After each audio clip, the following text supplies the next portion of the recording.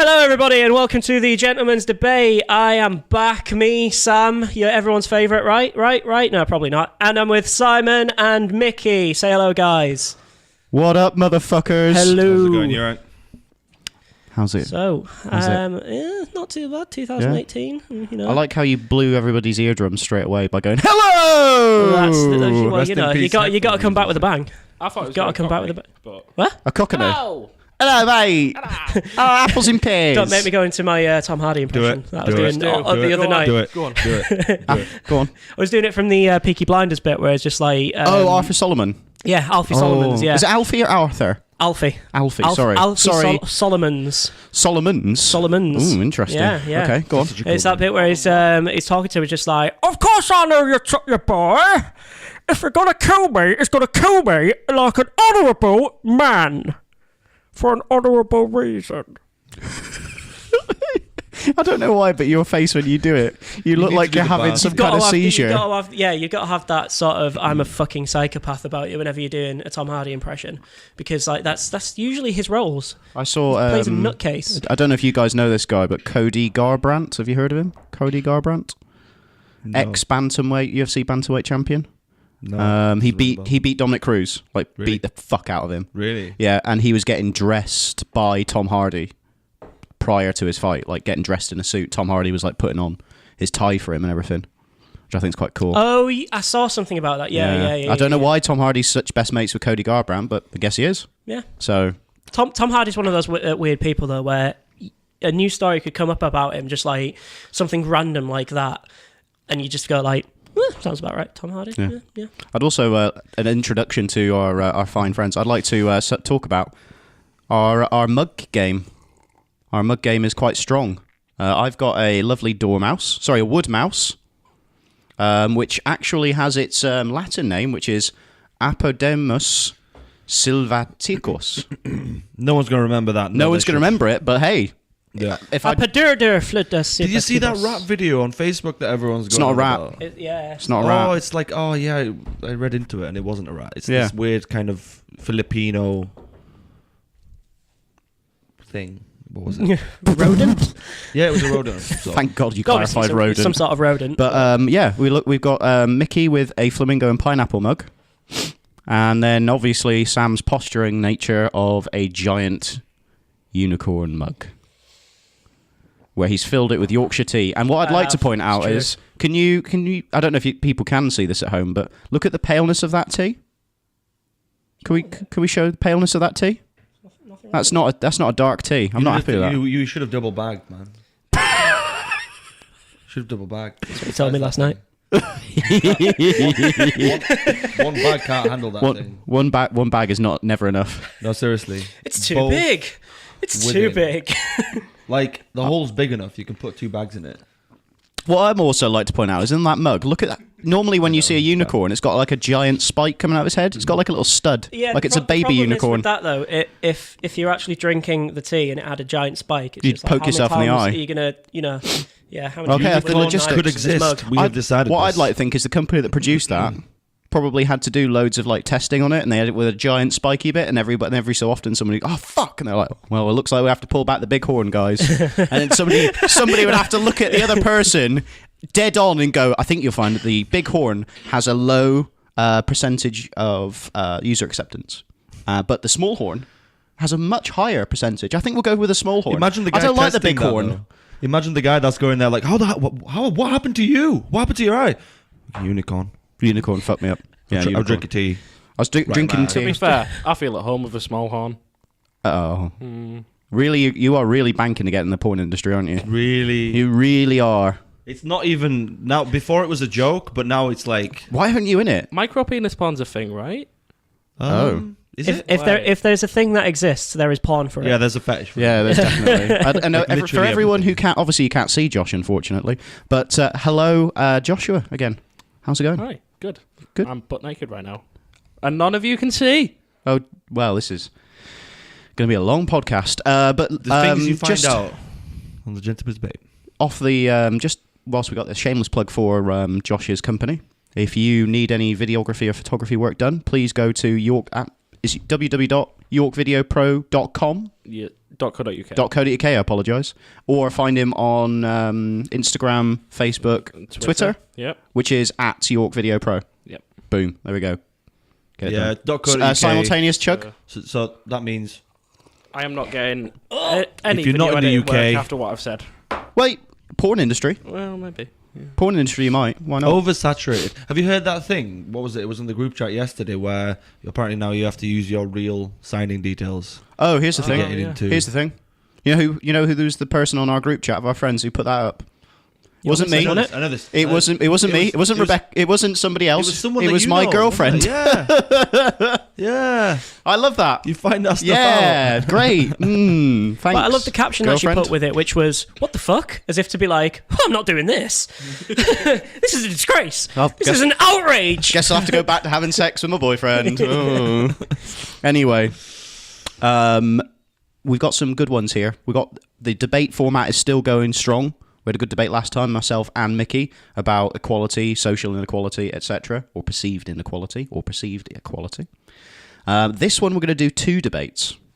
The first one is going to be around about the grid girls being not banned but dissolved in Formula One and also in darts, so they no longer have grid girls. Do you know what that is? Sorry, guys. Yeah. Yeah. For anyone who doesn't know, Basically, the Formula One equivalent of ring girls in boxing. So if you watch boxing, UFC, MMA, kickboxing, basically somebody, a attractive person comes out wearing very little, holding some kind of sign to symbolise that something is going to happen, and obviously their attractiveness is their main selling point. And I've got a lot to say about that already. But it's going to be an interesting debate. And then we've also got the now viral video of one of the fathers of the victims of the US US gymnastics team doctor. Yes, that's the one. Which was basically, if you haven't watched it, you can kind of Google it. But basically, the father of it said to the judge, "I want you to give me 5 minutes in a room with him." And then he went, "I'll have 1 minute." Yeah. And then he didn't. Then the judge was like, "I can't let you do that." And he went, "Okay, I'll do it now." And he ran straight at him. And then the police had to take him down. And we'll talk around about the morality of whether you should leave him in, give him the 5 minutes, or whether you shouldn't. There's something else I want to add to that, where there's a similar story that happened with another case similar to that. I don't want to go into the gruesome details of it, but the father, basically, it was highly televised. As they were moving him, as they gave him the sentence, he was waiting at the airport. Yeah. And literally, as the cops were all around them, he got up, drew his gun. There's a video on YouTube. Like, literally, I don't know how the video's still up there. And he points his gun right to his head and shoots him in the head. Wow, that's dark. And then the copper who knew the case and everything like that, copper. The cop basically put him to the ground, and he said, "Why did you do it? Why did you do it?" And he's like, "If it was your son, what would have you done?" Yeah, And it's then really... he got for that. He got 3 years suspended sentence. Only 3 years. Only 3 years. So the question That's now a fucking... That's a light sentence. It pleaded emotional distress. Good point. Good point. it was a really low. It was so- either 3 or 5, but something really low compared to you legit killed the dude. We'll do a little catch up, and then we'll go into the first debate, the F1 grid girls, and darts as well. Those are the main stories. Yeah. But anything funny happened to you guys this week? Funny. Anything silly? Not to me. Not to you. Not to me. We can't No, really I was borrow just trying to think of a little funny story, because I was just having breakfast with my dad before. Okay. Because it's his birthday today. We were saying about, because whenever we sort of get together, we always talk about, travelling and where we want to go and things like that. And he was saying he's always wanted to go to Seville in Spain. Yeah. Yeah. And there was a story there, I think during the week or maybe the week before, about some people who were, I think they're just residents, because apparently they've got like streets lined with orange trees, or something like that. I don't know why. Sounds idyllic. Sounds idyllic. There were these people around there that had gone and just stolen a load of the oranges off the tree, and which they said was for personal consumption. I don't know exactly what they were doing. Apparently, they wanted to make orange juice and sell it on or something like that. But there was this news story where they got pulled over. I saw this. Yes. And they opened the car and just thousands of oranges spilled out onto the road, didn't they? Could you, in the video, Josh, could you bring that photo up if we can remember that? Cool. Yep. But So that's a funny one. It literally looks like a fucking, like when people go open a clown car and it's just packed with balloons. It literally looks like that, just full of oranges. It's ridiculous. Absolutely ridiculous. Not just for myself. I just It's personal consumption. Yeah, I'm going to eat. I've vitamin C deficiency, mate. That reminded me of my dad's friend. He's quite a big fellow, and he's like, I'm trying to lose weight. I go to the doctors. He's like, oh, so eat loads of fruit and vegetables. So he goes to the doctors after like 2 months. He's like, I've just been eating fruits. I don't know why I'm not losing weight. And he's like, what have you been eating? Oranges. I was like, okay. How much have you been eating a day? About 20, 30 oranges. 20 to 30 oranges. A day. How was he able to get off the toilet? I don't know. How was he able? It'll just go straight through you. The fibre would, yeah. Yeah. I mean, I was it'll like, clean out his gut, though. Too much of a Yeah, very good true. thing. It's like all sugar. Yeah. I mean, yeah. a lot of people don't know this. I was listening to a podcast obviously I listen to a podcast, the Joe Rogan podcast, where he was talking to, he's a big proponent, of low carbohydrate diets. Healthy lifestyle kind of. Yeah. But his is all about, because he's all interested in basically the best way a human can be optimized, the best way for a human. And he was talking to an expert around about when somebody says you should eat like fruit and vegetables as part of a healthy diet. The problem is that fruit and vegetables often are very deficient in certain nutrients. Yeah. And they're not. And when somebody counters and goes, "Oh no, they're really high in it," well, they do have some of it in, but the bioavailability is very poor. So it means that your body finds it very difficult to break it down and get the nutrients out. And also, it has a shit ton of fiber in, and we can't digest fiber. Yeah, complex carbohydrates are a nightmare to take but down. like from the body. that sort of stuff is realistically pretty difficult for them to. And the reason why is that there's a big thing in the health industry, nutrition industry, where guidelines were said like, oh, you shouldn't eat high fat stuff, basically. So you can't eat red meat, you can't eat egg yolks, etc. Because it's high in fat. If you eat high fat stuff, it's going to make you fat, and then you're going to have heart disease and die. Well, the debate there, it's all based off what your normal diet is. So imagine if someone drinks all the time and has got really thin blood and suffers from anemia, for example, low iron levels. They never have any energy. Red meat and spinach, ironically. Spinach is actually are really... the two things that will get your blood count up Spinach as fast isn't. as possible. So spinach, the problem is, it's, I said about bioavailability. You know how much spinach you'd have to eat to be able to get enough iron compared to the red meat? Quite a considerable amount. This room, roughly. So Popeye was a lie. Popeye was a lie. So this is what I mean. So red meat is good for you in certain... Red meat to is- say don't eat red meat and then people become anemic, you need to cater it specifically to every individual. Red meat Everyone's is different. possibly the most... Red meat is possibly the most I'm nutritionally anemic, beneficial. so I understand. You need to eat more red meat. No, yeah, that's the thing. And I don't like it that much. I love it. And I could eat a shit ton of it. I'm going to hold my hand up. Besides a medium rare steak on the rare occasion, which I do enjoy, not a big fan of it. To be fair, I like red meat. I just don't eat a lot of it. It's really weird. It's quite expensive on the market. Yeah, I think Yeah. that's kind of what it is, and it does take a lot more effort to cook. And obviously, for I like it, though. people like us who are going out every day working normal shift patterns, getting back and going, right, I want something easy and healthy. You don't go, ooh, steak. But the problem it's almost like a treat. It's that, steak, isn't it's it? that, Yeah. or, and that's the thing as well. But it's that, or people often nowadays will eat lots of pasta. Yep. But it's a massive dump of glucose into your system, and because we are all basically glucose burners.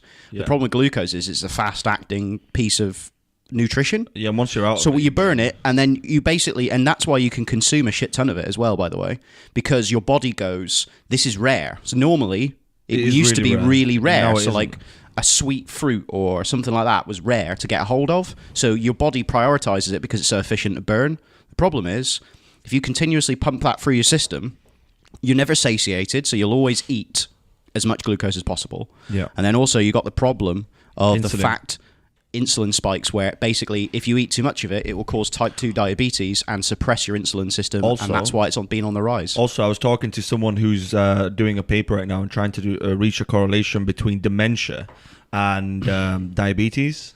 So they say that glucose in high levels in the body, just like anything, like if you overheat and stuff like that, is really, really bad for you. Because what it does is they say that it has very bad reactions. Like, I can't go into the biomedical science of this because I don't really know that much, but it had really bad reactions with your neurons and certain parts of your brain, and actually causes degradation of cells and stuff like that. Because it's just energy. It's just you're consuming that. So high levels of sugar, glucose is like in everything, in different amounts. It's in bread.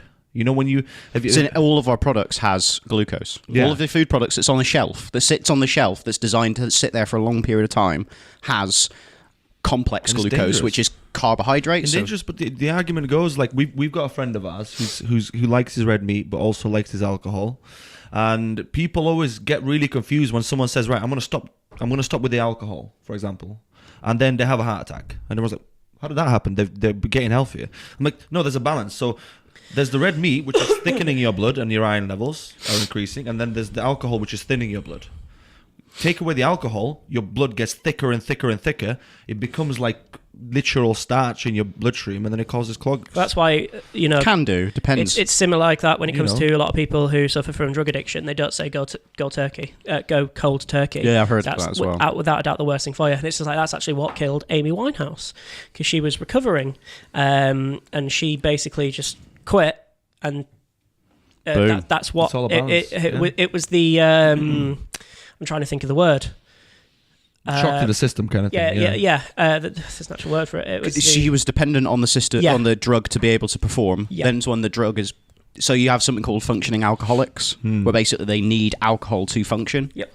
But what you need to do is you need to slowly bring back the amount. So they still have alcohol in their system. It's just slowly pulled back Yeah. until they don't have it anymore. And one of the best examples, well, I say best, one of the most horrific examples of that you can talk about, it's actually kind of the opposite way. It's all back in World War II with the concentration camps, when the Jewish people were getting released. Yeah. They just went, shit. Like, a lot of the soldiers went, you're so malnourished, have food. Yeah. And then they had to take them all away, straight away, because they went, if they just eat, they will die. They need to be... I watched a documentary about that. Yeah. So what happened was they couldn't release them, so they had to keep them in the concentration camp. Yep. But obviously gave them and then the soldiers obviously gave them chocolate bars and flipping their ration packs and stuff like that. They would eat it. Well, Their that's like a shock to the system, yeah. their stomachs were so constricted down that they basically they would die almost straight away. Yep. Then what they did was they brought in nutritional experts to try and help them. So they gave them like soup and broth and stuff like that. But no one would eat it because it didn't taste very good. It didn't taste it didn't taste good at all. And then what happened was somebody accidentally spilled paprika into it, and suddenly, because it tasted like what's the Hungarian dish? Goulash. I think it was like goulash, or something similar, a borscht or something like that. And basically, because it tasted more like their home food, they started eating the stuff. And then there was Belson, I think it was a documentary all about the guys, the doctors who were there trying to save people's lives. And what they would do is every day they would count how many people died. And then they got to a point where, and there was somebody dying every day, and then they got to a point where no one died. Yeah. That one day, and they had a massive celebration. Liken it to, for example, when you have a car crash, it isn't the speed that kills you, it's the deceleration. It's the speed at which you go from a certain speed to zero. Yeah. And it's the same with a drastic change in your environment. It's like if you're sitting around and you're doing nothing for months on end and you're building cholesterol levels and everything like that, and then out of nowhere you go for a massive run, your body's going to be like, what the heck is happening? You mentioned cholesterol, by the way. So there's new studies that have come out saying that cholesterol almost has no correlation towards heart disease. Get out. Yeah. Really? Yeah, so the reason why is apparently... I'm saved. No, apparently there's scientific studies that have been... Because all of the stuff is based back basically 20, 30 years ago. That's where all that knowledge comes from.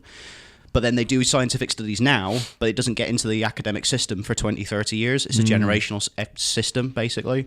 The problem that they found, basically, is LDL and HDL, that there's almost no correlation between... there's no causation between it and you having heart disease, heart attack, etc. The causation is the important word, correlation and causation are two different things. Yeah, so what yeah. they do in America specifically, other places do it. So they it's do particular ingredients within cholesterol itself. So, So it's they not, do epidemiology, which basically is they survey what people eat. They ask you to keep a log of it, and then what they do is they track you for then 10 years and then see who dies, who has heart attacks, who has cancer, etc.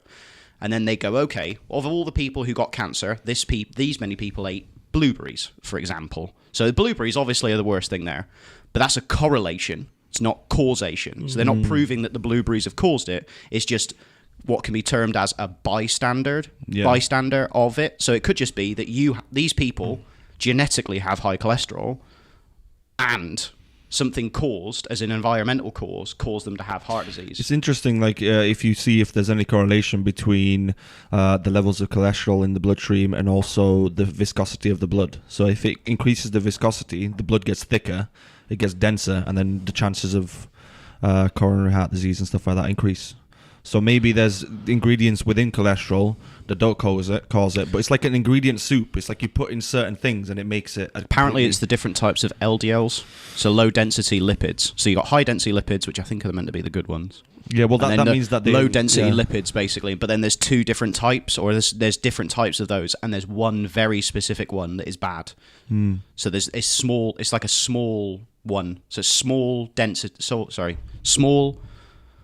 low density lipid, which is a tiny one, that apparently could be the actual cause, and that comes from ingesting a combination of saturated fats and complex carbohydrates. Well, think about it this way. I don't know if this is an argument in terms of what technology is doing now in terms of how we can get into biomechanical ways of doing it. But if you they're talking about ways to connect you to basically a version of a machine that can regulate your blood levels, it can regulate your oxygen levels, it can regulate.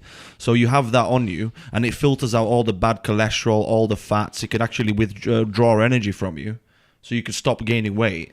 So then we become robots. So then, well, this is the so cyborgs. You'd be a 'cause cyborg. did you hear that thing where some scientists figured out, and this was respiratory failure, they found that if you inject oxygen into your bloodstream, it's not a good idea. You have put a poor on the edema straight away. Understatement. So it's in like a gas bubble into your bloodstream. Yeah, it kills you almost straight away. What they did is they created, I don't know how they did it, they fused it with a chemical that basically made them very small. So oxygen can actually travel within your bloodstream without causing any sort of issues. And what they found is that you could make someone not have to breathe for 30 minutes if they get injected with this nanoparticle liquid. So you could go and have a swim, right? Inject that, and you don't have to breathe for 30 minutes. Now imagine if you change that even more, where there's a machine that's constantly resupplementing your oxygen. You've basically now become a fish. You can go and chill out in the ocean for hours on end. Imagine that. What that kind That's of thing that would be pretty cool, would isn't do it? to the human evolution, like a couple of hundred years down the line. Probably Atlantis. actually. You couldn't do Seriously. space travel still. Pardon? You couldn't do space travel Well, still. no, there's a lot more. There's pressure. This is the vacuum, because the vacuum of space would fuck you up. Well, we would have to be completely non-oxygenated for one, because oxygen just completely will just on destroy the us. oxygen thing, by the way, and then we will go on to the debate. Sorry, Yeah. this will be kind of the last bit. You know, you can breathe liquid oxygen. Yeah, there's a You can film about breathe that. liquid Yeah, oxygen. yeah. It's weird. They basically have figured out a To a way rat, to didn't they? mix the oxygen with another substance. But the problem is liquid oxygen is exceptionally cold, but it can be held in suspension of another liquid. So what imagine happens that in your lungs. is you have the helmet on, and then they pump the liquid oxygen mixture into the helmet, and basically you have to drown. But because it goes into your lungs, you can still do the exchange between the oxygen and the carbon dioxide. So you can still do the the inevitable exchange. PTSD because he thought you've died. Oh yeah, so you will. You basically think that you're going to die, and then you will have to suck. Because humans, unlike something like a sea turtle, will even if you're underwater, your automatic reaction is to. So you'll breathe the water in, and that'll kill you. Unlike a sea turtle, it will just shut that valve, and then it will suffocate to death. So a sea turtle, technically, there's pros and cons, but anyway. There's some flaws in evolution. You look at it but- and you're like, how are sloths a thing? But then basically you'll have the scenario where you drown, but then the exchange, so you can survive, and then you can go to much deeper depths. But it isn't. Some people can die from the shock of doing it. Yeah. So it's a risk. It's a real. I'd much risky. rather take the injection. if you ask me. And there's the power glove. I'm going to stop with the power glove, but DARPA basically invented a glove, and again, it's just very hot. So you have it on, and it heats your entire arm and your entire bloodstream. I've seen this. It does it the reverse as well. It can do cooling. It's a system where it's a cone. Okay, I'll let you tell it. I know this because I've seen the documentary about this. Because they basically, me too. it's a metal cone which has is regulated by a battery pack. Basically, you wear over your arm. It's a metal cone, and then there's a seal round your arm. But then it causes a vacuum so that it pulls the capillaries up to the surface.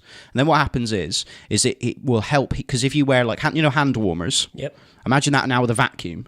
And basically means that divers can swim further under freezing cold water because of the capillary heating action. Right. But it can do the inverse, whereby if you, for example, have been given heat exposure or you're having a fever, can just regulate your temperature. They will strap if you're having a fever reaction and you're in a surgery, they can't dump you into water because you're in surgery. So they'll put them on your hands and then cool you down because it's cooling your blood. But also you can climb Everest bollock naked.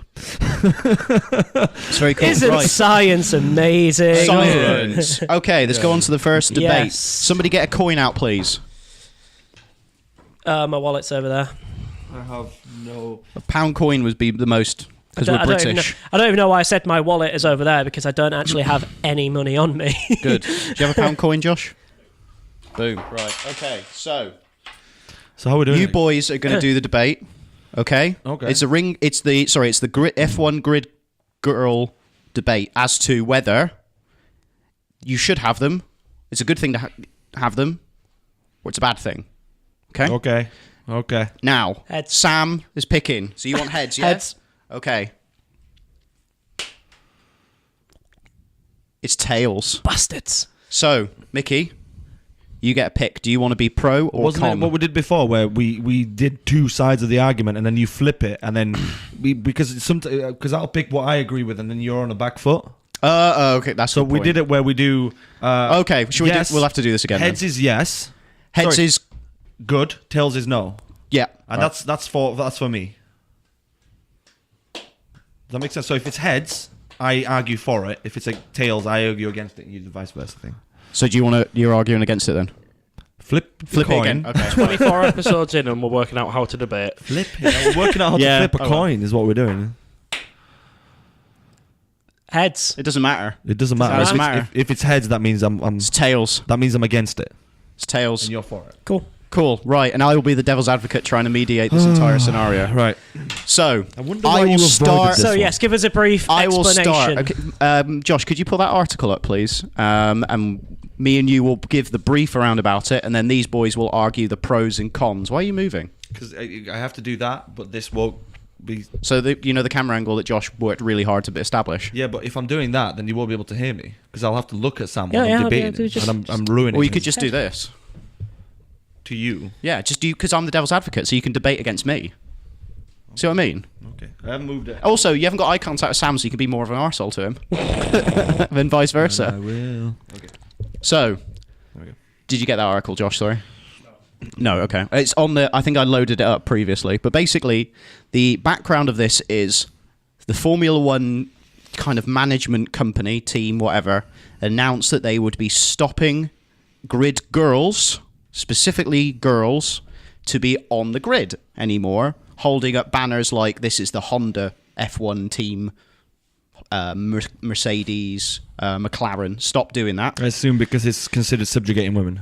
Darts have also stopped doing it. So you know the World Championship of Darts, or World Darts Championship, whatever it's fucking called. They've stopped having their darts girls, or whatever they are, when they do the walkout with the darts player, because they basically, I think the idea is that it's seen as sexist because they're forcing, with inverted commas, girls to display their body in a sexual way whilst people are competing in professional sports.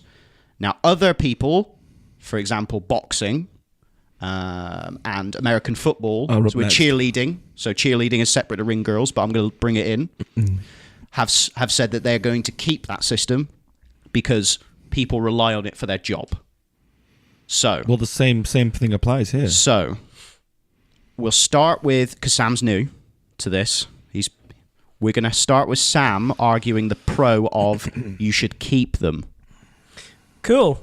Well, straight off there, you've given me a great one, which I didn't actually think of at first, which is, it keeps them in the job. They will get paid.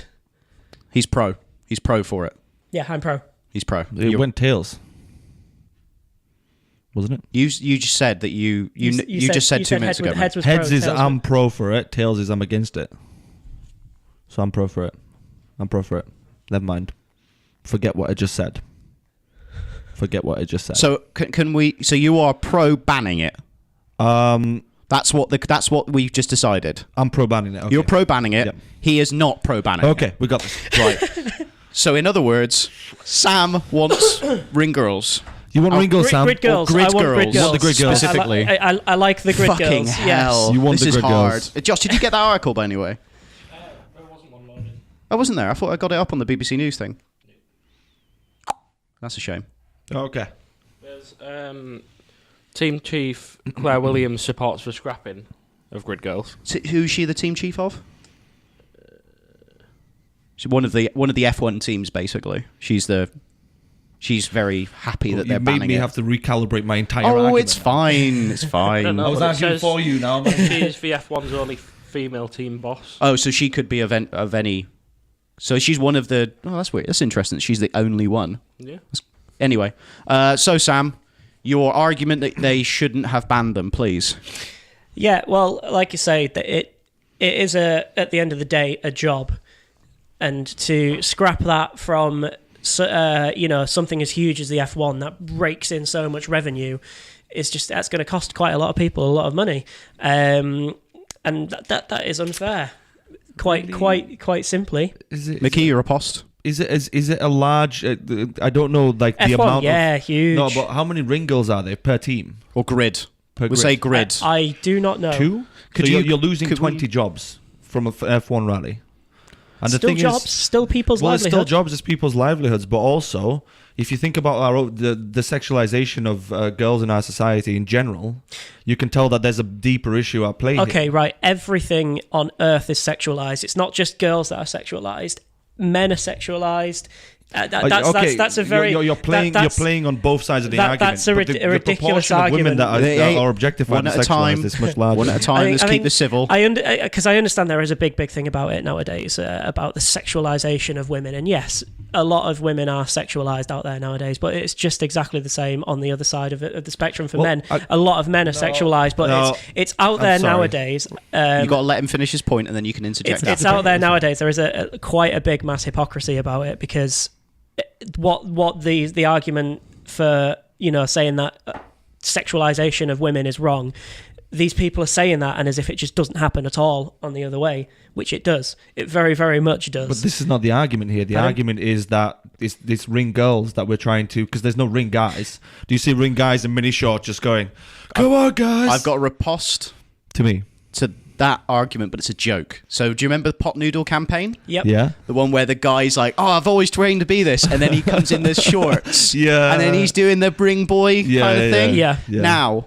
Mickey's got a point of the fact that there's not ring men. Yeah. Or ring boys. Okay. Or grid boys. I'm going to make a point to this, okay? A riposte to my count. Yeah? A riposte. A riposte. I like the word riposte. I like the word isn't it? riposte, yeah. We're gonna use it. Yes, there aren't many ring guys out there. Many. I know in things like in places like America, there are a lot of male cheerleaders. Yes. There are a lot of male cheerleaders. But as far Good as things like ring girls, ring guys, grid guys go, Darts. What do you call the darts ones? the vast Darts. majority of people, and I'm not saying it is 100%. I'm saying the vast majority of people that watch these sports are men, and the vast thing majority. Is, I agree, of them, you're catering to a market there, but think Yeah. about it this way. I was out the other day, and this really upset me. I remember I was out with friends. You were out that night. We were in a club. We won't name it. And there was these 2 girls with us. Now they said that they were lesbians, and they were lesbians. I don't know what they said they were lesbians. was I there? You were there, and then I don't remember. You were smashed, mate. On 3 occasions, Was on, I? on 3 occasions, even though they showed no interest to guys went up to them and groped them. I saw it with my own eyes. That I is nearly wrong. Squared up to one of them. Did I? Hang on, whoa. Okay, this is off of the argument, but hang on, somebody just groped him. Yeah. Yeah, you ask. I'm not going to say the names, but she was really upset. Why would you just one. grope someone? Literally walked up, and I saw one of them, and he just squeezed their ass, and they kept rubbing their back as they were walking, because we were right next to the doorway, and people would go from the dance floor to us, and then that's disgusting. So imagine that. Imagine you're out with surely your friends. Surely you'd go up and flirt first, and then there would be clarification. It was legit. Like, guys some would just people, go around. To be fair, I'm not saying to be fair, because that's just totally wrong in every single way. Over-sexualization of our society. I've been groped and I've as well in a nightclub, and I've not reacted well to doing that to someone doing that to me. I'll tell you the story. The problem is that place that we were in is quite notorious for that behaviour. The place in itself. I'm trying to say that there's pillars. I'm not trying to justify that. No, it's wrong. It's wrong completely. Don't talk over each other. That much. Like male-dominated society. It's not a male-dominated society. Not a male-dominated society. Male-dominated sport in terms of the Formula One. Right. Okay. Okay. Going back on topic. Ring girls are basically subjugated, so it then gives pretense to people to be like, oh, sex object. Oh, good point. Hot. Oh, check out her ass. Check out this. Check out that. The rest of society then has to fucking go with those standards. So you go out on a club in a city in North Yorkshire, and girls that don't want your attention, that don't need it, get groped by you. I would. There's 2 points I'd interject with, being the devil's advocate. One, you've split the argument down into like a personal thing. Rather than just the grid girl thing. You bring your personal experience. But to the base. I admit that is a disgusting thing. But in the grid girl terms, and two, there's no one on, like, I don't think I've ever seen a grid girl being groped on TV. But the problem is not the grid girls. It's the overarching problem is, in general, girls have been given that role to look pretty, to there's nothing wrong with, there's nothing wrong with a girl wanting to look pretty. There's nothing wrong with that, but when the emphasis is put on that... I don't think there's anything wrong with emphasis being put on Howard. This is, again, another problem in society nowadays. It's been, like, especially in the last couple of years, it's been hammered on into people that you're not allowed to find people attractive. And it's like, why? No, that's not. You're not allowed to find people attractive. You're not allowed to group people. This is the thing nowadays. This is how natural the debate goes. This is the thing. By the way, I love you. I'm just forced to argue this point. So I know. Just let me speak. So let him finish. This is a thing nowadays. A lot of people, it's just like saying, and I'm going to give you a case in point here of, remember when, sadly, Carrie Fisher passed away. Rest in peace, Carrie Fisher. Rest in force. I went rest in force. I was going to say rest in force and then fucked it. Don't sully her memory like that. Rest in peace. Anyway, yeah, so basically it was Steve Martin who put out a tweet saying something like, charismatic, beautiful woman. Oh, she was fucking smart as well. Something like that. Oh, yeah. Everyone kicked off massively about him because he focused on her looks, right? They didn't focus on the fact that he was friends with her for 30 odd years. He knew exactly what kind of jokes she liked, and she was actually quite savvy to joking about that sort of stuff. Like, she'd been quite vocal with it. But it's just you put in like the over exaggeration of some trolls on the internet. Based off what he said. Trolls? What do you mean? In terms of like the Twitter posters into the you mean that's something that happens every day? Good point. Every day you wake up, these people are offended by this. Okay, these people are offended by this. I agree with you. It's not over exaggeration. There's a point within that where it's now getting a bit over. OTT. It's been OTT for a good while now. It's not getting there. It's OTT. Like, the thing about the internet is everything's OTT. Porn's OTT. Videos are OTT. So watching the things that we're exposed to now is OTT. Everything is gone. So we have to raise our threshold of what is TT. How many times did you say OTT in that Many sentence? times. Or for anyone who doesn't know what OTT means, it's over the top. Yeah. Just to clarify. So we need to rate. So basically, what I'm trying to say is that everyone's allowed on the internet, because if they're not, no one's going to get heard. See, what happens with this hyper information society is that we're getting bombarded with things on a daily basis. Do you ever watch a video on YouTube and just like zone out whenever there's an advert? You see an advert and you like skip straight away. How many people is like? How rarely do you actually? Oh, this is interesting. I'm gonna actually. What's the word? What? Watch the advert. Yeah.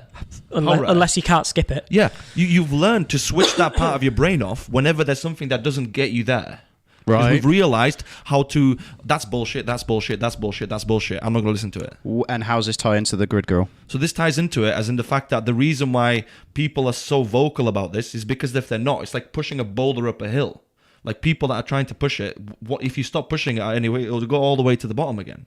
Now people are getting listened to, and then your argument will always be, and this is it's a lot better now than it was. The level of freedom and the level of socio-economic change that we're seeing now is unparalleled in any time in history. The argument against that is, but it's not enough. And what if we stop? And what if that means that we get back to square one? What if it means we get to the point where in Saudi Arabia at the moment, women have just been given the right to drive? Yeah, exactly. But also the belief is that if you go to the market as a woman, you lose 1/3 of your brain power. What? So you're the saying reason the assumption is that you lose if you are a woman. So some people assume that women are less intelligent than men. That's his point. Yes, but those people are fucking idiots. Yes, those people are idiots. That's a large portion of society. There's not a large portion of society that believe that nowadays. Go back Really? less than 100 years, people genuinely thought Yes, they did. They don't anymore. That's the thing. But No, it's no, like no, Western no society smart doesn't- human being. There are people out. I'm not saying there aren't people out there that actually, for some reason, do believe that one sex is actually smarter than the other. But the vast, vast majority of human beings nowadays do not honestly believe that. And there's another problem. We go back to the thing about Saudi Arabia. It's just like the campaigning all over in the countries like England, like the USA, where You know why they weren't allowed to women drive for have. so long? Because apparently female drivers would distract male drivers. Again, that's in a country From- like Saudi Arabia, It's where like, oh, where look at that sexy woman driving. Again, this is in a country like Saudi Arabia where women are actually treated as second-class citizens. Yeah, so if you're which is wrong. If you're not allowed in the most developed society on the planet, then how the heck are you going to convince but they people? are allowed. Women have equal rights over in here. Saudi Arabia. They do. Not over here. In other countries. Exactly. No, they don't over there. That's where the problem lies. Why are people being loud? Because you don't want What do you something mean? just to be What do you something mean? in one area. If you go to Saudi Arabia, you're going to get treated a lot differently to your girlfriend. Yeah, exactly. You are. That's where the problem is. The problem lies over there.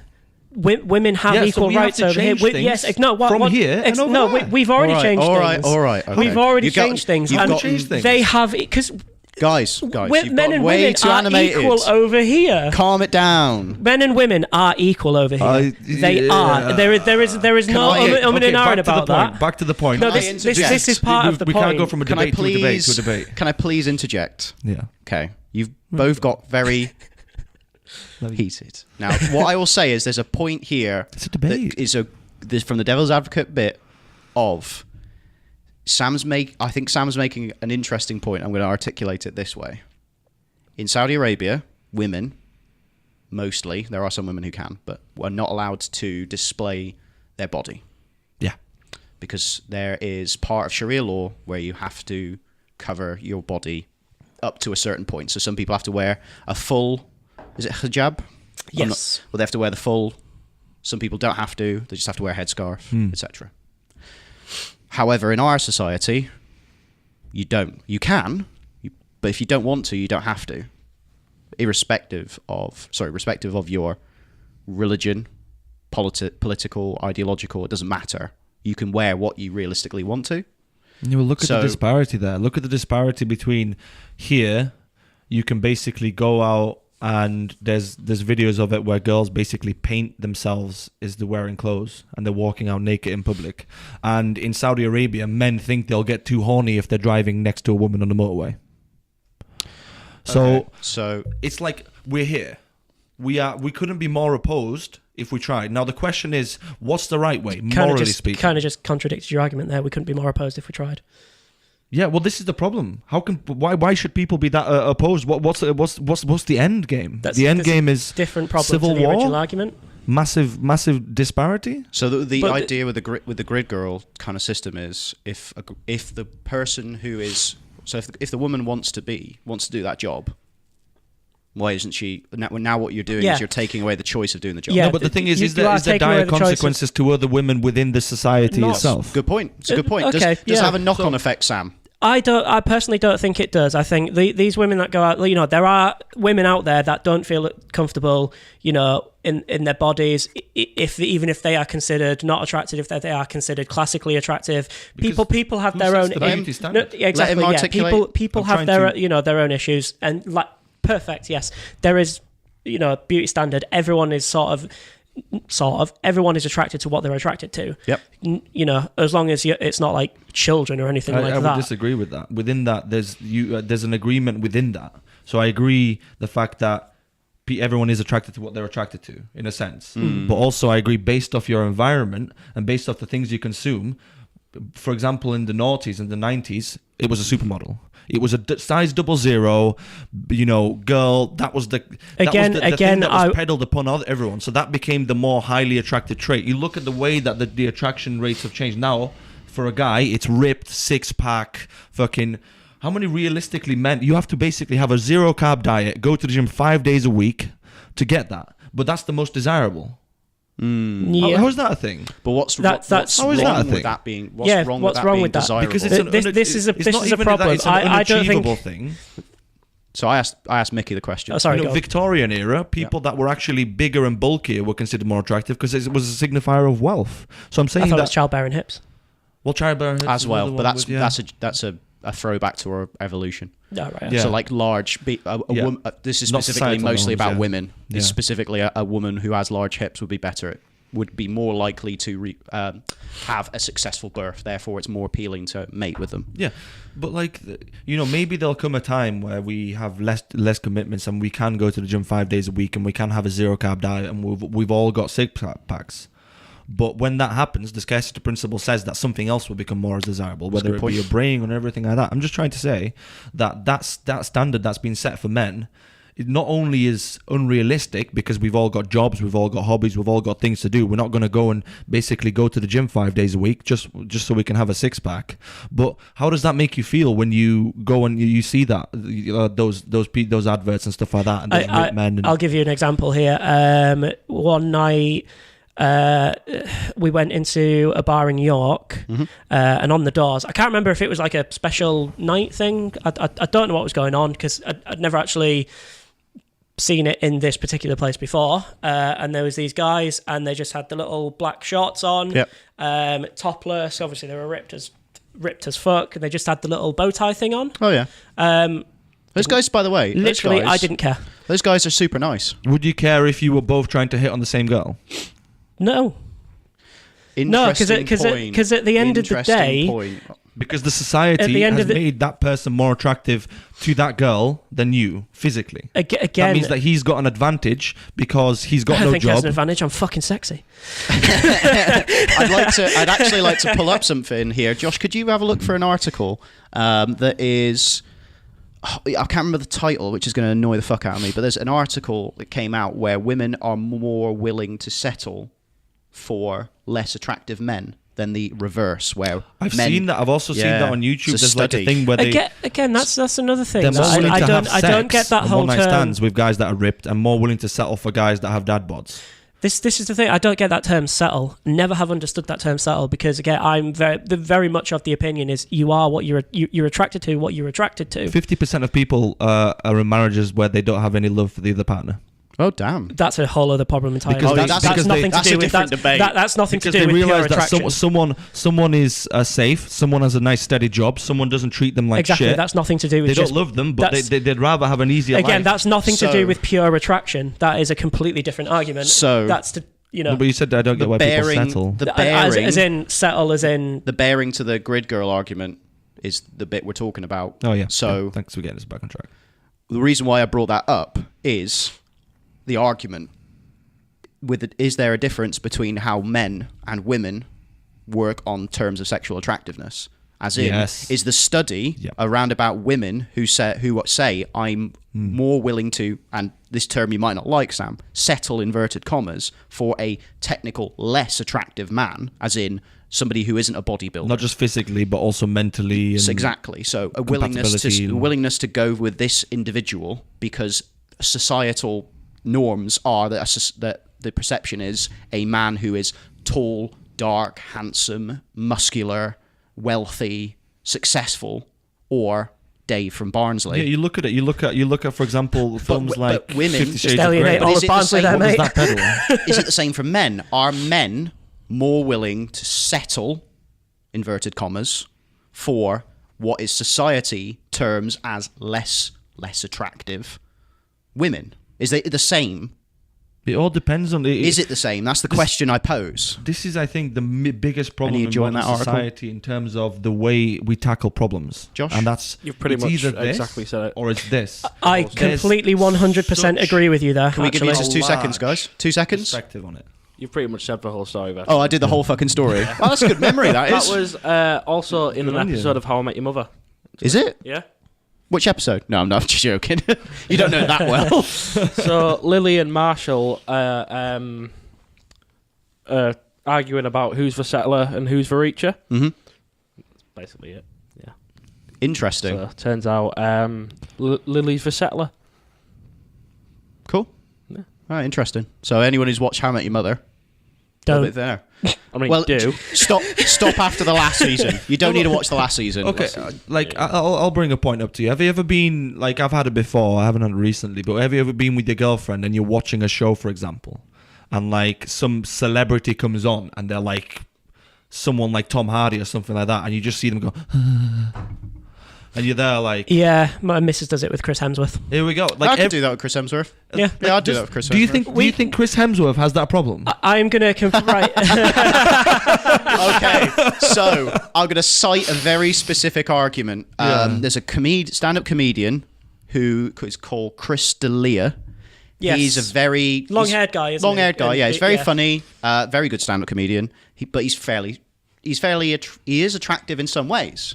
But he's not a bodybuilder, muscular, kind of athletic, kind of big person. But his sexual appeal is His niche.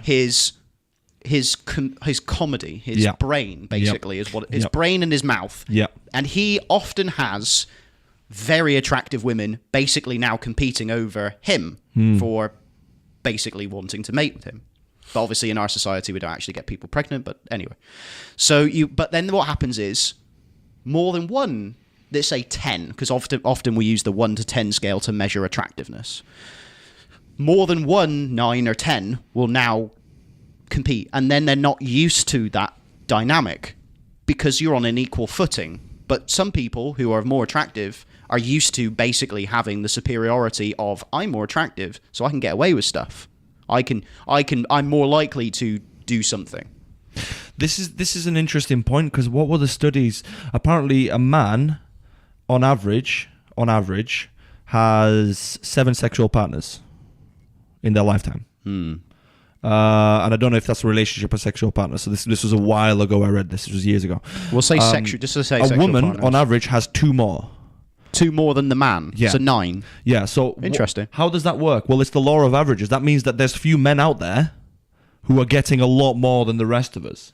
So what that is entailing to is the fact that when you live in a community and there's people that are considered the leaders or they have high social proof, like guys study this stuff because they want, like, you know, a partner and stuff like that. There's social proof, for example. If a lot of girls like you, you are a lot more attractive in the entire... Men find you more attractive because they want to associate themselves with you. Exactly, that's a good way of putting it. That's a high level of you get an evolutionary advantage. A player or like a ladies' man, or what is now being coined, which is the man whore. Oh, thank God. Man whore, but also the terminology of fuckboy. We've been putting that sign on women for generations. Yes, like when a man whore, but then the term is just whore for a woman. Or slag in Britain. Slag is a real... Slut's the big one, because you can't Slut. slut shame. So then you got this weird thing, and you got the counterculture system working like that. Now, to bring it back to the grid girl, darts girl. I have no idea what... Walkout girl. There we go. Here's the thing I will repose. Would Sam, because you're pro for that, you need to keep them basically. What about if you changed it up and if it was and you've made the point of if it's a male dominated sport, then it could be women who are used as the grid person. If it's a female dominated sport, as in a female popular sport, as in lots of women watch the sport, should it be grid boys? Why not? Yeah. Why not? Okay. I do not see the problem. Like, again, it's a job. This is the thing. That's the way I'd argue it. It's a job. I'm all for equality in every aspect in the world. And if they came out and said, right, okay, we think it's unfair because all these ring girls or grid girls or whatever are getting the attention, or it's not so much that they're getting the attention, it's the fact that they think it's not fair because they're seen as this thing. If they just turn around and just sort of went, so we're going to throw some grid boys in there as well, do it. Okay. That's not a problem. So totally happy with that. That makes sense, because then that creates more jobs for other people. And like I say, it gives other people to look at, who might be attracted to that, to look at in the audience. So women in the audience that might be attracted to them, men in the audience that might be attracted to them. We live in a capitalist society where the markets have deemed that is not a thing. That's why it's not a thing, because there's not a demand for it, except for strippers, except for things in that regard. Models, male models. Again, I would disagree with that. I think there is a demand for it. The market is much massively in the women. Well, you can't argue with capitalism and markets. You can't say what people... You can say, I think there's a demand for it when you're trying to win a point, but look at the overarching thing. Now, would you have as much of a problem if the women were not dressed in mini shorts, but they were dressed in something more classy, like power suits? Would they be as attractive? Yeah. Would they be as appealing? Yeah. Are you sure about that? Right. Okay. So maybe not to the vast majority, but if you just again, that's my personal preference. If you just dressed everybody up in, so if this, say for example, if you had both this to a hypothetical scenario, you had both ring boys and ring girls, or grid. I should say grid every time, but I'm used to saying ring. Grid boys, grid girls, and you just dress them up in the same length shorts and the same length t-shirts. Baggy shorts, yeah. Doesn't matter. It's arbitrary, basically. But as long as they're not deemed as sexual, it doesn't matter about what the clothing items realistically are. Because the whole appeal is because it's sexual. It depends on what basically is underneath it. The heart symbol, that's actually meant to signify a woman when she's bent over with the two. That's the reason. Did you not know that? No, I didn't know that. So that's where it came from. No, it's because you take two human hearts and you put them like that. That's where that came from. No, hang on, say that closer to the mic. Because two human hearts, that's where the love heart... you're talking about the actual shape. It looks nothing like two human hearts. Can you Google that, Josh? If you put two human hearts like that... Oh, I see what you mean. Yeah. That's an urban myth. It's literally when a girl is bent over and you see the arch and they go down with the... That's where the Are you talking from personal experience? I am. I'm sorry, I couldn't resist that. I am talking. Not to reference another TV show, but that was also mentioned in Big Bang Theory. What? We don't mention that piece of shit. Well, I've already mentioned it, so continue. We can edit that out. Back to the original point at hand. So backing out of that point as quick as possible. No, it's true. Have you Googled it? I have not. Could you just origins have a of the look at heart that? Because I'm curious. I am very curious. I'm going to do this. I'm very curious as to why. And we'll do it. We can have it as Wikipedia can be a source, because I think Wikipedia is actually a fairly good source. Is the heart symbol related to a woman's bosom? Bosom? Origins of the heart bosoms symbol. there. Yeah, origins of the heart symbol. That would be the best thing to Google, because then there's no bias. Because if you just put, does it look like a woman bending over, it's going to go yes or no. That's going to answer just that. But if it just goes, oh, it's when two hearts are overlapped, then he's right. But if it goes, it's the shape of a woman's backside when she bends over, then I'm right. It's right. It's meant to look like the shape of buttocks. No! Really? Yeah. Wow! Wait. Buttocks? Specifically just buttocks? Still an ass. But does it specify the gender of said buttocks? Stop digging. Females. I like how he fucked himself harder then. So, what we established realistically there is nothing so far in terms of the grid girl argument. Okay. What are you talking? Let's I'm go trying with to the say main the systematic objectification of women in our society. And the thing is, there's a demand for males as well, because I thought of this. I was watching it the other day. Japanese, in Japan especially, there's people called hosts. They get paid a fortune. They get paid like $300,000 a year. I'm in the wrong job. And what they do is they basically keep women company and then just host parties at their clubs, and then they keep women the company, because there's a massive disparity in Japan. That's not just in Japan. Intimacy and stuff It's like in that. Korea as well, isn't it? The thing is, USA, those guys are wearing as well. suits. Those guys don't have their butts out. They don't have their privates on show, because they can make money based off the conversation and stuff like that. There's also rent a boyfriend in Japan. Cool. You can rent a boyfriend. He'll come and sleep next to you, not with you, next to you. And I like just that basically, distinction. I ain't fucking you. I ain't fucking and you. then basically they'll just listen to your problems. Oh, cool. So they're paying for a need, psychiatrist. and there's a demand. The need is that men, for some reason, obviously we know the reason, see a woman who's sexually attractive, who's fit, and they're like, Is there a thing problem is- with Personal that? experience again. yes. Okay, can I thing just is, I've realised that- pose to you there? Is there a problem with looking at someone and going, "I'd like to have sex with you"? Okay, is there a problem with you start off with porn and you see a boob and you're like, whoa, and then after a while you're like, darker, I want more. There's two points there. So his point was just, is it okay to find somebody attractive? Of course there is. Yeah. Right, there we go. But- So then where's the problem? Where's the problem? The fact that the part of your brain that deals with porn gets exponentially larger. We're not the talking more- about porn, Mickey. No. We're not there's- talking about porn. There's a connection. Don't try to derail me. All right, okay, go on. There's a correlation see. between the level of sexual activity in your brain and the larger it becomes, and the more numb you become to it. And you guys know this, and everyone can say the same thing. You start off really PG, and then it becomes. What the fuck are you into? What do you like to know? The more you do it, and there also is a correlation between the amount of times you what's the word, masturbate and all that blah blah blah. All So what I'm that trying to say- blah blah.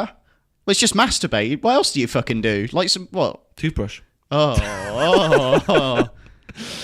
Just That was a joke for everyone in the audience. Toothbrush your arsehole whilst I'm trying masturbating. to say that when everything is so over sexualized around you, which was only the case for the past 15 years, ever since the internet's really not. No, that's wrong. There's been sexualization of women for a long Okay, time. how hard was it Long to get time. porn 20 years ago? You don't even need to talk about porn, mate. You don't even need to go near porn. Why do I Just- need to not go so near the sexualization of women has basically been around since the very infancy of religion.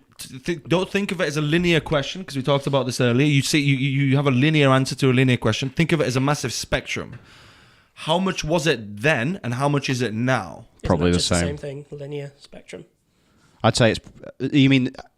Can you clarify the question so I can answer it? The more question specifically? is, I feel like I'm debating two people here. The question is, Well, I am the devil's advocate, so I can just flip between the two of you. no, but you haven't flipped at all. I have. I fucking had to go in for stuff. I'm being an arsehole to both of you. Maybe that means I'm winning. Really? No, neither of you have hit the nail yet. So, But there's no I'm winning. trying to say- there's no, just to clarify, sorry, just before you go, I want you to make the point as well. There's not a winning Yeah, no, thing. I agree It's a with you. debate. 'Cause it's a And debate. Lots of people want a winner and loser. It's a debate. it's for the crowds to decide. It's up for the individual who consumes the debate to then make their own decision off of the back of the arguments that are presented. So when I question you, it's because I'm thinking, and literally as an audience member, thinking of a riposte. Yeah. But I'm an audience member who can take part, and hopefully I'm asking questions that other people are thinking of, Yeah. and then they can use that to make it more well-rounded in terms of, actually, I don't think I agree with Mickey because of this point, and that's a good question Simon raised. Same for Sam. That's Yeah. all I'm doing, No, just to that's fair. confirm. That's fair. That's So if fair. I'm As being long an as you arsehole, it's approach it with because an unbiased view. I'm picking at it in very specifics, so please Yeah. go on with the point you're making. So in the 1900s, there was reports, and there's many reports of women basically being arrested because they showed too much ankle at the beach. Fair enough. And now, women can basically walk around with minimal. So I'm saying that the attitude In has Western changed. society, to clarify. Western society, exactly. So there's a massive disparity. We have to address this from the fundamental issue, because it's all good and well saying it's not like this here, but this is a war of ideals. What if Western society collapses tomorrow? Where are we going? Are we going 200 years back into the future? Yes. Again, that's just a complete segue from the actual argument. How is that It's the segue? got. I kind of see where There's, he's coming there's from. an argument to the I reason. see both of your points. The reason why people are so loud and the reason why people are so passionate is because they know that if you think they're the many, but they are the few. If Western society, Because- okay, because- I'll go with it. But because if Western society there's more collapsed, people- the very, very One at a last thing that time. people would be worrying about is, oh no, we don't have our rights anymore. No one would have their rights anymore if Western society collapsed. It would just be chaos. Everyone would just start murdering and killing each other. because there's- Murdering and killing? Okay, There isn't Asia, and there isn't the Middle East, and there isn't other parts of the world that wouldn't collapse, that aren't in the Western society. right. Are you trying to say that we are the birthplace and the entire thing that holds civilization together? Because it's a war This of isn't ideals. right. We're going off of we're going down a tangent again. Yeah. Okay. I'm going to try and bring this back, and we'll round up the debate. Okay. So, I'm going to round up your main arguments. You're pro equality. Don't really give a fuck if it's men or women. That's what the coin says. You're pro jobs, as in you're upset that people have lost their jobs. Doesn't matter if they're a man or a woman. People have now lost careers prospectively because they can't be grid girls. And also, you don't believe that there is an over-sexualization of just one gender. Is that correct? Cool. Mickey's main arguments are there is an over-sexualization of one gender in our modern society. More so than the other. More so, and that specifically is It's a scale. women and less so men. Yeah. However, you were also pro-jobs because you don't want to see them unemployed. Of course. I don't see anyone unemployed. It's horrible. And the last point, because I'm trying to do 3 and 3, the last point is that in our society, there is too much sexual content. Just in general. Overstimulation. Yeah, okay. And that's causing reverberations within How do we bring society. this to a harmonious end? Common ground? Harmonious end could be ring boys and girls. Both of the equal sexual nature. I just said equal sexual nature. I didn't say whether it was high or low. The market speaks, and the market. How about no more mini shorts, no more low cut tops, just kind of like classy clothes that don't show off a figure that looks like the heart symbol. But then you got the Then tricky argument of That's you got the tricky restricting rights. You've got the tricky argument of Restricting rights? No. So you got That's the what a lot tricky of people would argument of saying, or of me saying, or a woman saying. So imagine there's a true. woman sat here. I want to wear what the fuck I want, and I want to wear the fuck I want. If I Yeah. don't want to wear a t-shirt, I don't have to wear a t-shirt. Admittedly, there's people who definitely do need to wear a t-shirt. But if the lady next to me were to be like, oh well, if I want to feel sexy, if I want to, so this is the way I would put it. If I was a woman. Knock on wood. Well, why not? Fuck it. If I was a woman, I wanted to feel sexy. I might dress sexy. Yeah, but the thing But that's about my perception of there's myself. a difference now as opposed to when we weren't so we didn't have information so readily available. There's that people can do their individual thing and it wouldn't affect 10 million people. But now if someone says I want to do this, whether they like it or not, they will affect indirectly millions of people as their choices. So you need to take Affect into them account. how? I told By you my personal, offence? Or? I told you my personal story in terms of, if there is an over-sexualization within the society, normal everyday people suffer. Normal everyday people get subjugated. Normal everyday people get treated as objects and get groped in fucking town, and it's happened to everyone I know. Every single one of my friends. Including us. Yeah. Yeah. It's happened to me. I went to Tokyo and a girl just went up to me and grabbed me and started pulling me towards the dance floor. Interesting. It happens. Oh yeah, I mean, I've had it a few issue. times. Did you as well. respond to that positively? No, it felt horrible. I was like, oh, and then I was like, oh. No, I'm kidding. It wasn't nice. I didn't enjoy it. I was taken at the time. I felt violated. I felt like someone just came in and thought that for some reason she gauged a situation that wasn't there. Okay. So to try and resolve this in some way for the audience listening, is that you can have your own opinions about what's happened. We can't change it. So grid girls are gone. They're probably not going to come back. But can we look at the more in-depth thing as to why they've actually gone outside of maybe the whole sexualized argument? It's because you got two things. One, you don't have to employ them anymore, so you can save money. And two, in the countries that they are racing, some countries have a lot of rules to do with how women should or should not dress. So you make it a blanket thing where there's no women. What if there's There you go. That's how I'd resolve the entire thing. I'm agreeing with you. What if there's an even deeper thing? Is that more women are getting into Formula One? As are the drivers? More fans are getting into Female One that are females.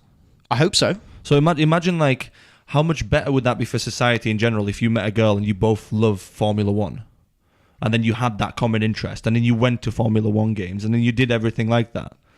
In general, the viewership, women are becoming a lot more empowered. They've got a larger economical sway, and they're choosing not to get put into certain boxes. That'd be great. So there's a gender divide which is actually starting to come together. Now how it comes together is up to us. Now, personally, I would love a girl that was into Formula One. I would love a girl that was into UFC. You know, in general, that would be something that, oh, okay, that's kind of cool. You've got more common interests. Instead of there being this massive disparity, you know, there's no platonic relationships, barely any now between men and women. That's completely brought down by the wayside. Can you just People clarify can't- what platonic means? Sorry. Platonic means no sexual, just friendship. Now, you can say in universities and stuff like that, but as time goes on, Interesting. you look at the correlation within friend groups, there's very few friends that of yours that are of the opposite sex that are single if you've got you're in a relationship. Now, I can tell you a this is story a of in-depth a previous conversation. friend. What's the word? What's the word? You know what I mean. A previous. You know what I Previous. You need to articulate this better. I don't know how to say this without Acquaintance. calling out the people in question. A previous acquaintance. Previous. There's horrible things that have happened in certain friend groups where certain people have got with other people within that friend group, and it's caused a massive rift between them. Oh, it's the incestuous nature of a close-knit community. It's incestuous in its nature As in in, general. not incestuous, to clarify, not incestuous as in terms of the actual incestuous nature of a family member having sex with a family member, but in terms of friends who often term themselves as family members, randomly. A really close-knit Are group really of friends close-knit, that just and start then fucking each other, they just all basically. start fucking each other for no reason. It's almost like that's what And we then actually and have that- genetically evolved and to that do, but to that be as destroys- genetically diverse as possible. That destroys social structures. Now, the argument In is... modern society, it does. Yeah, well, this is the thing But that... this isn't the argument, Mickey. Okay, I know, the I argument know, is I know, you're I know. going to the nth degree with this. We're just going trying I to stay. keep going digging until someone stops me. We've got to try and keep into it. So to bring it to the end, so we can move on to the next conversation. Yeah, I'll throw out that, like, actually to the point of the ring girls and the grid girls or whatever. It's just like these girls, obviously they work hard on their appearance. You know, They work their hard. bodies. You don't bring an appearance. They work hard. Yeah, they do. They're very hard They- workers. yeah. You don't have to say about appearance, because if you just take the word appearance and then Okay, you let me they just rephrase work that. Yes, hard. they do work hard, but obviously, yes, they're professionals. yes, they have been hired for certain aesthetics that they have. Let's put it that way. Yep. And obviously, if they felt uncomfortable doing that, they probably wouldn't take the job. Yep. Yeah. point. Especially nowadays, where you get the women that are so empowered, and they think have it that is quite- mindset. it can And be quite empowering. They're not coerced into if it. they didn't want that job, if they were like, no, I don't want this because I'm basically being hired for my looks, they'd go, no thanks, and that's great. If that's how you feel, that's how you feel. That's fine. What if the demand's no longer there? What if it is based off the viewership of F1 that's actually changing, and the need is no longer there for the ring girls?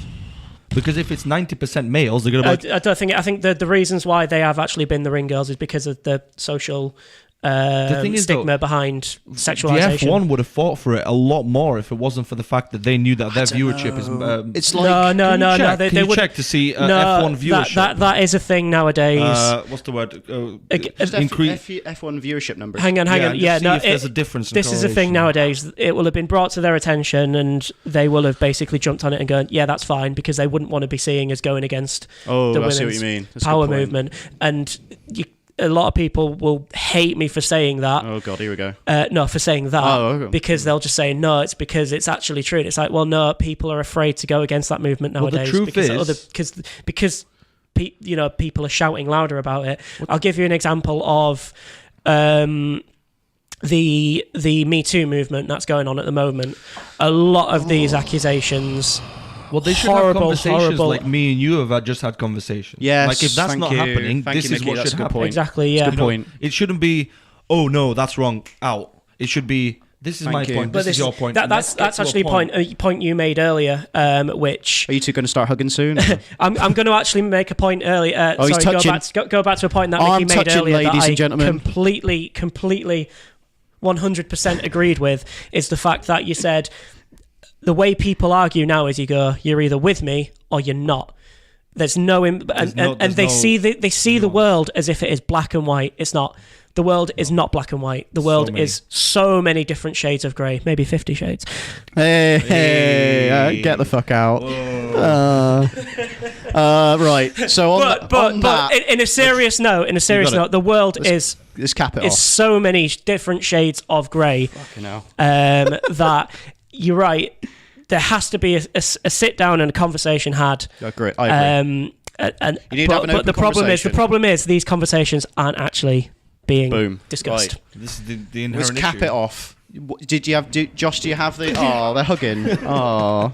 Do you have the viewership numbers by any chance? Don't knock the mic over, This Sam. is how you do a debate. That's the cutest thing I've ever seen. Yeah, it was fairly good. And it's nice that you guys could do that because obviously you have different opinions. Oh. You have different opinions about we it. flipped a coin. I would have argued the other way. What are you talking about? Josh, what's it? So I don't have specific numbers, but basically it was declining year on year for viewership figures.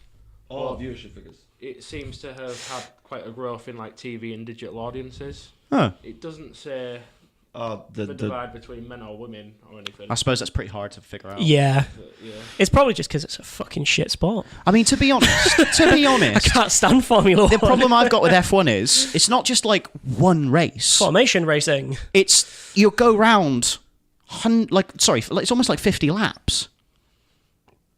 the thing It's that, like I just want one. That's it. I want you to, and also they all go round at the same time. Yeah. That's the bit I also don't And they're like not allowed about to overtake. It's like, come on, try and overtake. I want to see people crash.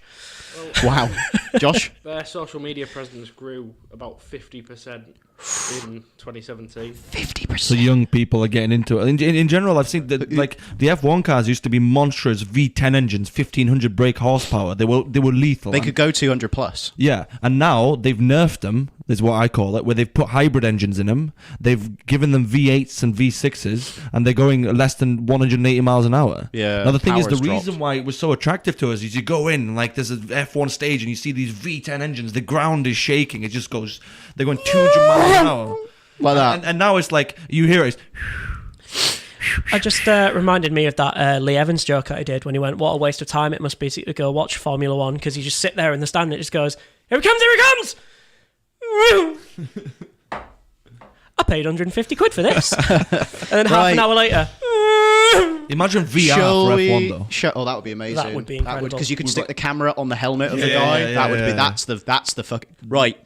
trademark it, F1. Mickey, trademark it right now. F1. You need We're to gonna be do. rich. You need to do a VR system. Right. Okay. Let's move on to our next debate. Can we have a toilet break? Let's go for a piss break. Yep. You two can hold each other's cocks. Welcome back, guys.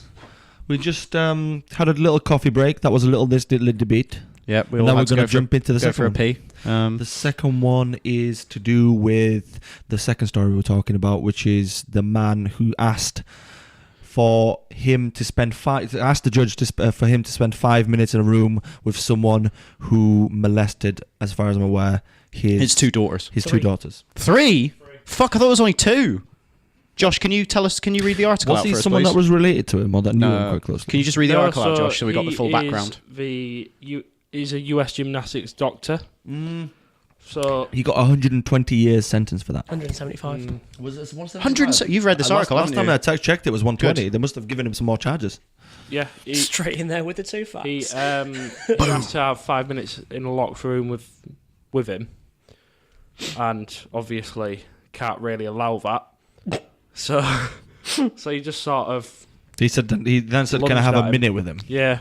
And then the judge still said no, and then charged at the guy, and then the police had to take him down. To be honest, if I Could you wanted put the to kill a video guy, in that's the not what I'd corner do. when you're doing the editing. If that's all right, please. You'd want to do it another way. You'd want to make sure he's dead. So I'm talking gun. I want that son of a bitch, Mr. Margrave shouted as he was wrestled to the ground and handcuffed. cool. Like he was Going to Go in for he him. was he was very emotional. You Yeah. could tell from the way he was doing. I don't even have daughters, but even I. That paternal instinct is powerful. So, Mickey is going to be the devil's advocate. He's going to flip the coin, and it's going because I'll be entering into the debate as to whether I am going to be like. And the argument is, just to clarify, should you let him have those 5 minutes, or shouldn't you? Should we say that if he got a hold of him, he would have wanted to kill him? And Oh, we know the full intent. would he have Yeah. succeeded? We know exactly- Would he have succeeded in killing him? Like 5 in this minutes. hypothetical. You need less than 5 minutes to kill a human. But it depends if he's fighting back. You need less than 5 minutes to kill a human. If he's fighting back. He's handcuffed. Remember. Okay, let's say hypothetically he kills him. If he goes in that room, should we say that? Just for He's argument's going to sake. kill him. Let's just say he's going to kill him. Okay, good. Right. So it's from me. I Gets the just coin need flip. to add Okay. that 160 people came out against Nassar. 160. 60 people. So it wasn't just men. It wasn't just girls. Sorry. It's not a debate for me, mate. Put me in a room for 5 minutes with him. Oh god, Fucking sick bastard. This is going to be a hard one. I think Right. this is a tough one. Right. So it's pro. So depending on what Mickey does, I will either argue pro or against, and Sam has to take the opposite argument. Right. So really you're am. either pro him being allowed that 5 minutes or against him being allowed that 5 minutes. So this is a hard argument. This is. I'm not going to let you think. Heads, it's yes. Tails, it's no. Come on, let's just do it. Heads. You're arguing for yes. That's that's so much easier. I'm so fucking. So you have to be. I have to. I my am against him having that 5 minutes in the room alone with him. Oh, I know what I was getting ready those arguments in case. It's so damn hard. Right, arguments for. So the main argument I'm going to go with, and this is going to be the thread through my entire bit, is we've all had the same reaction when we heard that news of, yeah, should give him that 5 minutes. We all, in our heads, all because of the disgusting crime that he committed of sexually molesting minors, whether they are female or male, we all have that automatic revulsion, and a lot of people would go, yeah, you should give him those 5 minutes. And we, in this argument, we're saying he would probably kill him in those 5 minutes. In this argument, whether that would actually happen or not is unknown. But 5 minutes in a locked room and he kills him. Sorry, I want to ask Josh this. Within the article, did it say if he had the guy in question was like mentally unstable or had like massive trauma, PTSD growing up in the past? It doesn't seem to say anything that would that, no. Yeah, but you got to remember there not probably even would come be close to, but some form of bias where they wouldn't mention because that. when something horrible happens, the first thing you need to do in society is figure out why. Why did this happen? Because we can't let this happen. This is something that, was it the individual? Was it the circumstance? Because we can't have this person out in the open. We can't have this person doing what they do. Which, unfortunately, there's people like that in this world right now, alive, preying on innocent children. So the question is, as a devil's advocate, what do you do with those people to try and help? I like how you just jumped in. You didn't even let Sam articulate his negative. Sorry, Sam. I Just jumped in there, right? I'm sorry, Fucking hell. man. You just want to be in an argument. That's all you want to do. Right. Also, I have Josh? to add that they're saying that the number of known victims is possibly about 265. see, my main thing there, mate, and I know this is good, because I was like, that's hard. My main thing is, we all had that reaction. Right. Here's what I'm going to go in with why he should not be allowed those 5 minutes in the room alone with him, because first and foremost, it is the law. Who gets to decide life and death for another human being? Yes, what that guy did is absolutely atrocious. It is wrong. It is sick. It is disgusting. 175 years in prison. He sees the inside of a jail cell for the rest of his life. There is debate as to whether people would agree that that is justice done, but that is the judicial system, especially in the US. So yes, he's got his time. That is the justice that they've served. Okay. Another argument to it is, if he is allowed that 5 minutes in that room alone with him, does that make him then any better? If you get what I mean there, it's vigilantism in a way. You're taking the law into your own hands. You're going, you've done this, therefore I'm going to take this into my hands and I'm going to murder you. Which, again, that's not justice. The judge themselves made a great point, and I think I've got the quote is, you can't combat assault with assault. I would like to add that. What would happen to this man in prison? He has to be kept. Not some very nice things. So, child molesters specifically have to be kept in a separate part. Because of the what prison. happens to them in prison? Because the other prison inmates would probably rape him and kill him. Yeah, beat him up. You very weird moral code in American prisons, isn't it? Would you in some way be denying justice for the rest of the 200 people that have been? Because you're the one that's in exacting your vengeance.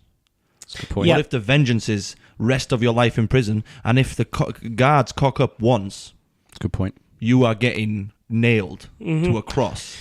Yeah, that's another point I was going to bring into it as well. It's just like, yeah, okay, so if the judge then allows that, the man whose 3 daughters were sexually molested, if he allows that man 5 minutes alone, what about the other 260 people that were molested? Yeah. Yeah, absolutely right. But my counter to that would be the families of those 260 people. How many of them would go if they heard the news of the man killing that person? How many of them would go good? I'd say a large percentage would. Almost every single one of them. Good, he's dead. The problem is how many people would then turn around and go, I wanted to do that myself. It's a good counter. I mean, the way I'm putting at it, What's worse though? It's the morality. It's we all have the morality of this. So I'm stepping away from because I understand the point you're saying with the judicial system is that it's an objective rule set that we all have to conform to, and the reason why that was built is so that people with it wasn't just pure chaos. Yeah, exactly. So the people who already had established power or strength or physical attributes wouldn't be able to just supersede everybody.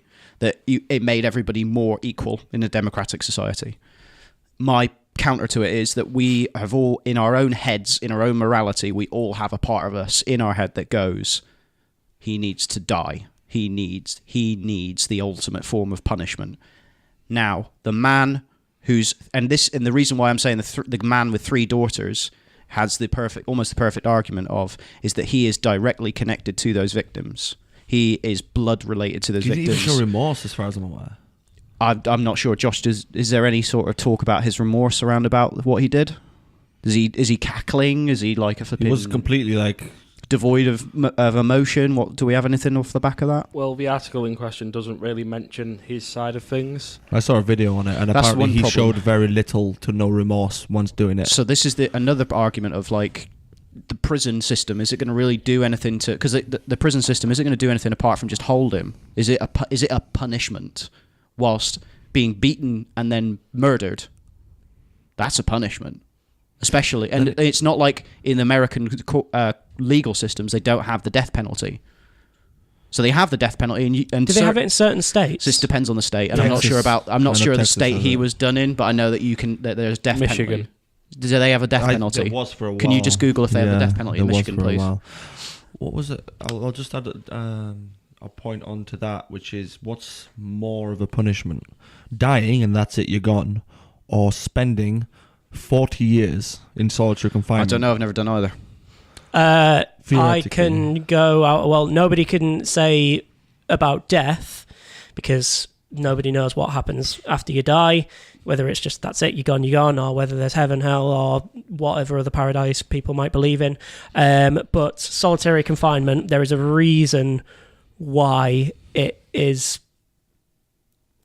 feared.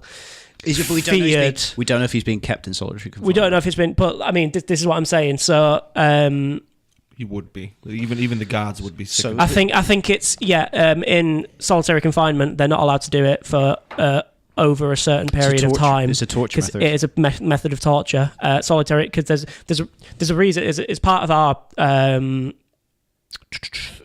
psychology that we have to interact with other human beings or other things that can interact back with us.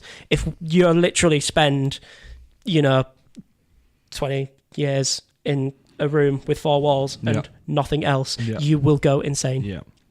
Now the question is even further. You said heaven and hell. I know like the beliefs in regards to that, but hypothetically speaking, for people like that, would you want a hell for them? Would you think that for the eternal torture of hell compared to your existence of life and then dying and then going because to hell? he's kind of going off lightly because he's affected 230 souls. They're going to go in life with a level of trauma. He's not and just a level affected of them. So their it's the families. victims, the Thousands. families, the friends. Thousands of people. Up to let's say he could have affected up to a few thousand people. Oh, did you pull up the death penalty in Michigan? So Michigan doesn't have a death penalty. Ooh. So he's basically in a jail cell until he dies. They've had to rule basically. I'm a bit surprised at Michigan because I thought Michigan was super conservative Until a while ago, they lifted it recently. Really? Yeah. Oh shit. But this is the thing. I genuinely do believe because we've all had this morality of we all have that gut reaction and then it's the rest of your brain kicks in and goes, hang on, that's not right. But it's that instantaneous reaction of and Mickey, you put this earlier, of that they can't be in society because obviously they've hurt people in society, so you have to take them out of the society. Yep. And the argument is locking them in a jail cell is too good. I know that they say he's not in solitary because he's probably not going to be in solitary. He's going to be in complete solitary. He's going to be in probably with other child molesters. Yeah, because they have to keep them separate, otherwise other people will fuck him up basically. Because you are the lowest of the lowest. So and then you've got the entire state has to protect and look after that individual now because he's underneath their care. So he gets resources, doctors, food. He gets protection by the prison guards. He'll get cigarettes. He gets all basically a lot of modern comforts. It's just that he's no freedom.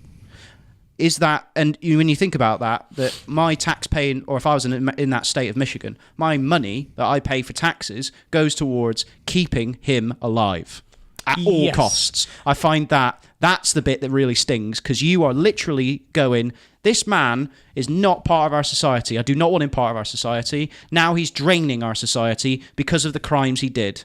You got to look at that though from the point as in, yes, my taxes are paying for his basic human comforts, but the bigger picture, they're paying.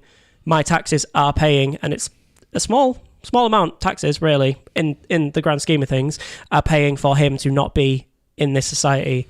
We are paying for him. So basically, we're paying for our own safety. These people will, yes, they'll. Why do we have to pay for our own safety? Why isn't it? Why can't if you just because let the world's guy, a shit place and if that people guy just do killed shit him, things.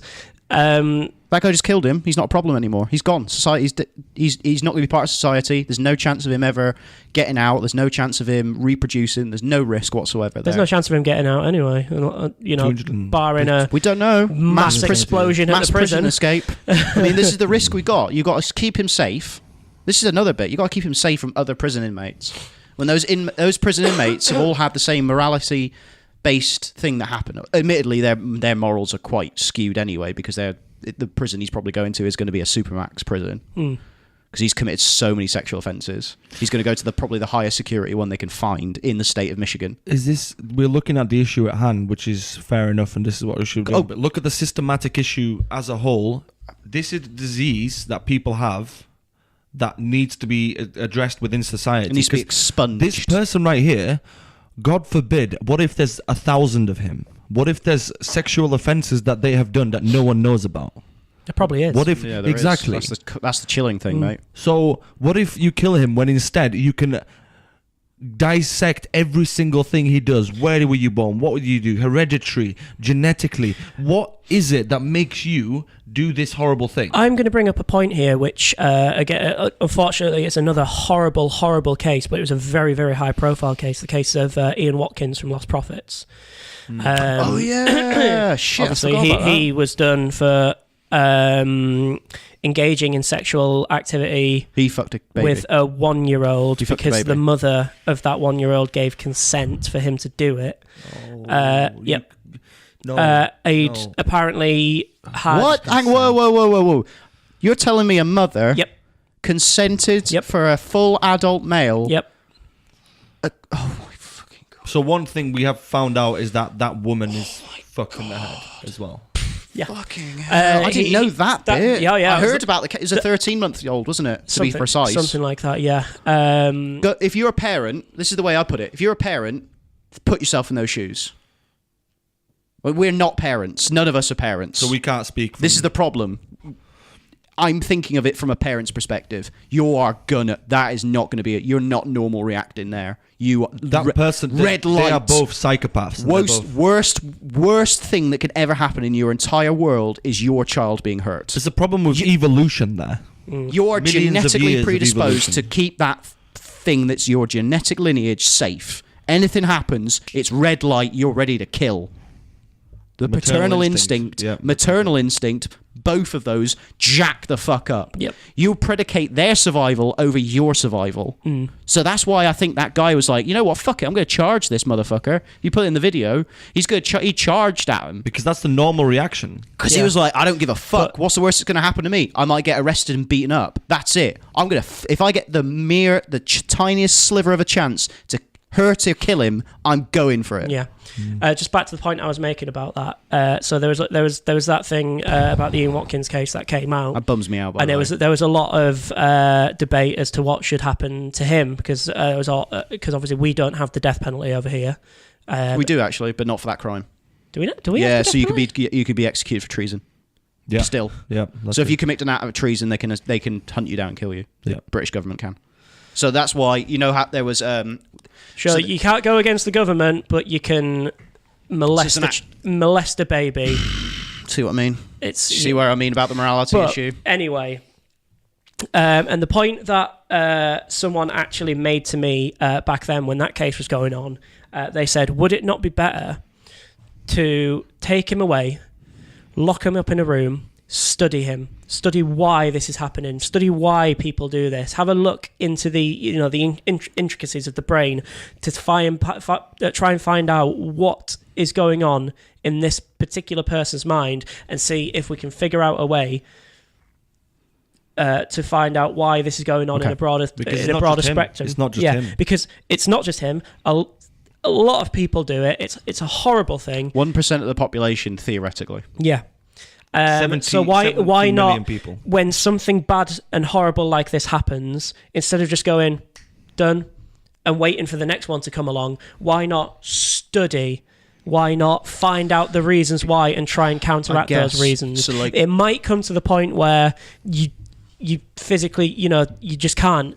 This is it might come to the point where it's a depressing conclusion where these things happen, there is no reason for it, people just have different experiences in life and this happens. It could end up being a chemical reaction in the brain that gets found out. It could be absolutely anything. Why not try and find that out and try and prevent these things from happening in the future? Spot on. The argument is it hereditary or environmental? So the point I'd put also is... Or both. I'm watching the Netflix series Mindhunter. Yeah. Same. Very good. I haven't very watched good. it yet, so no spoilers. I'd recommend it. But They you'll delve into know this. the premise. You know what the premise is, right?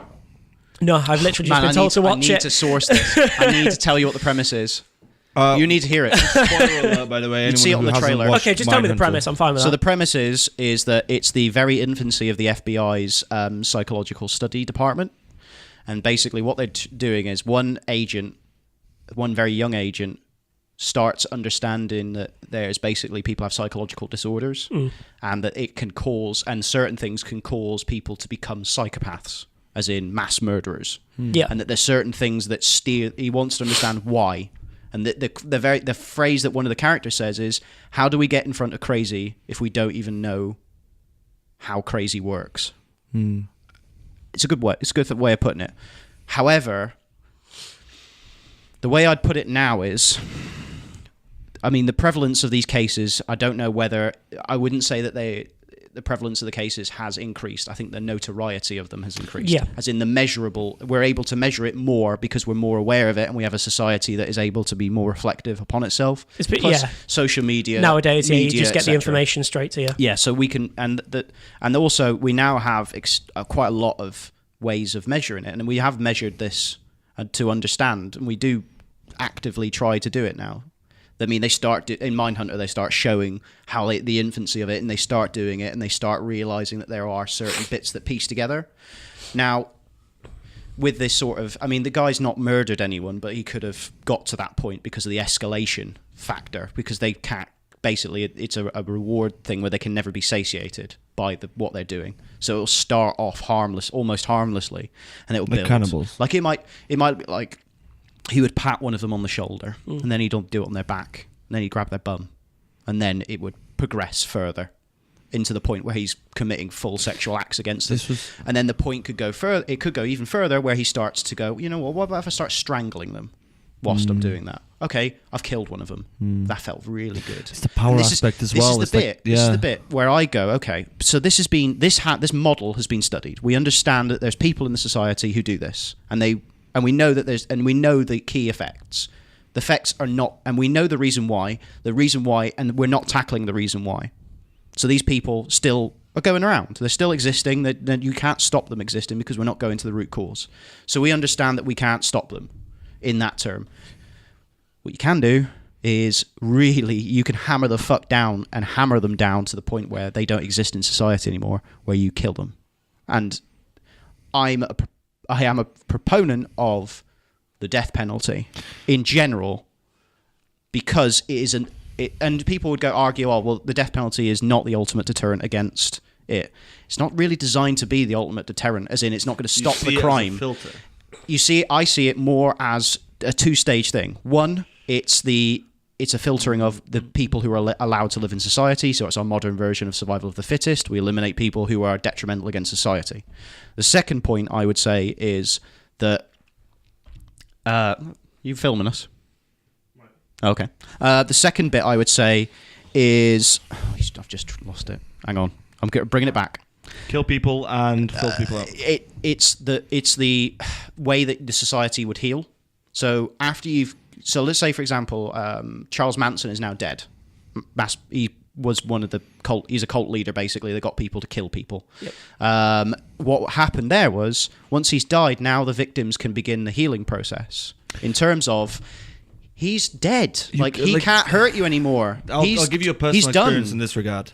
So what you're trying to say, that basically there's some people that hereditarily wise or based off the emotional damage or the mental damage are broken in society and they need to be separated from it, and they actually should be, well, which I agree with, they should be taken out of existence. That's it. You've had your chance. You lived. You fucked up. You committed such a heinous crime, and you know it's a heinous crime. No, this is my thing on it. So my thing on it is I have a personal experience with someone that I used to know, shan't name any names, who was a diagnosed psychopath. So that basically meant that the parts of his brain that dealt with empathy and emotional attachments was pretty much non-existent.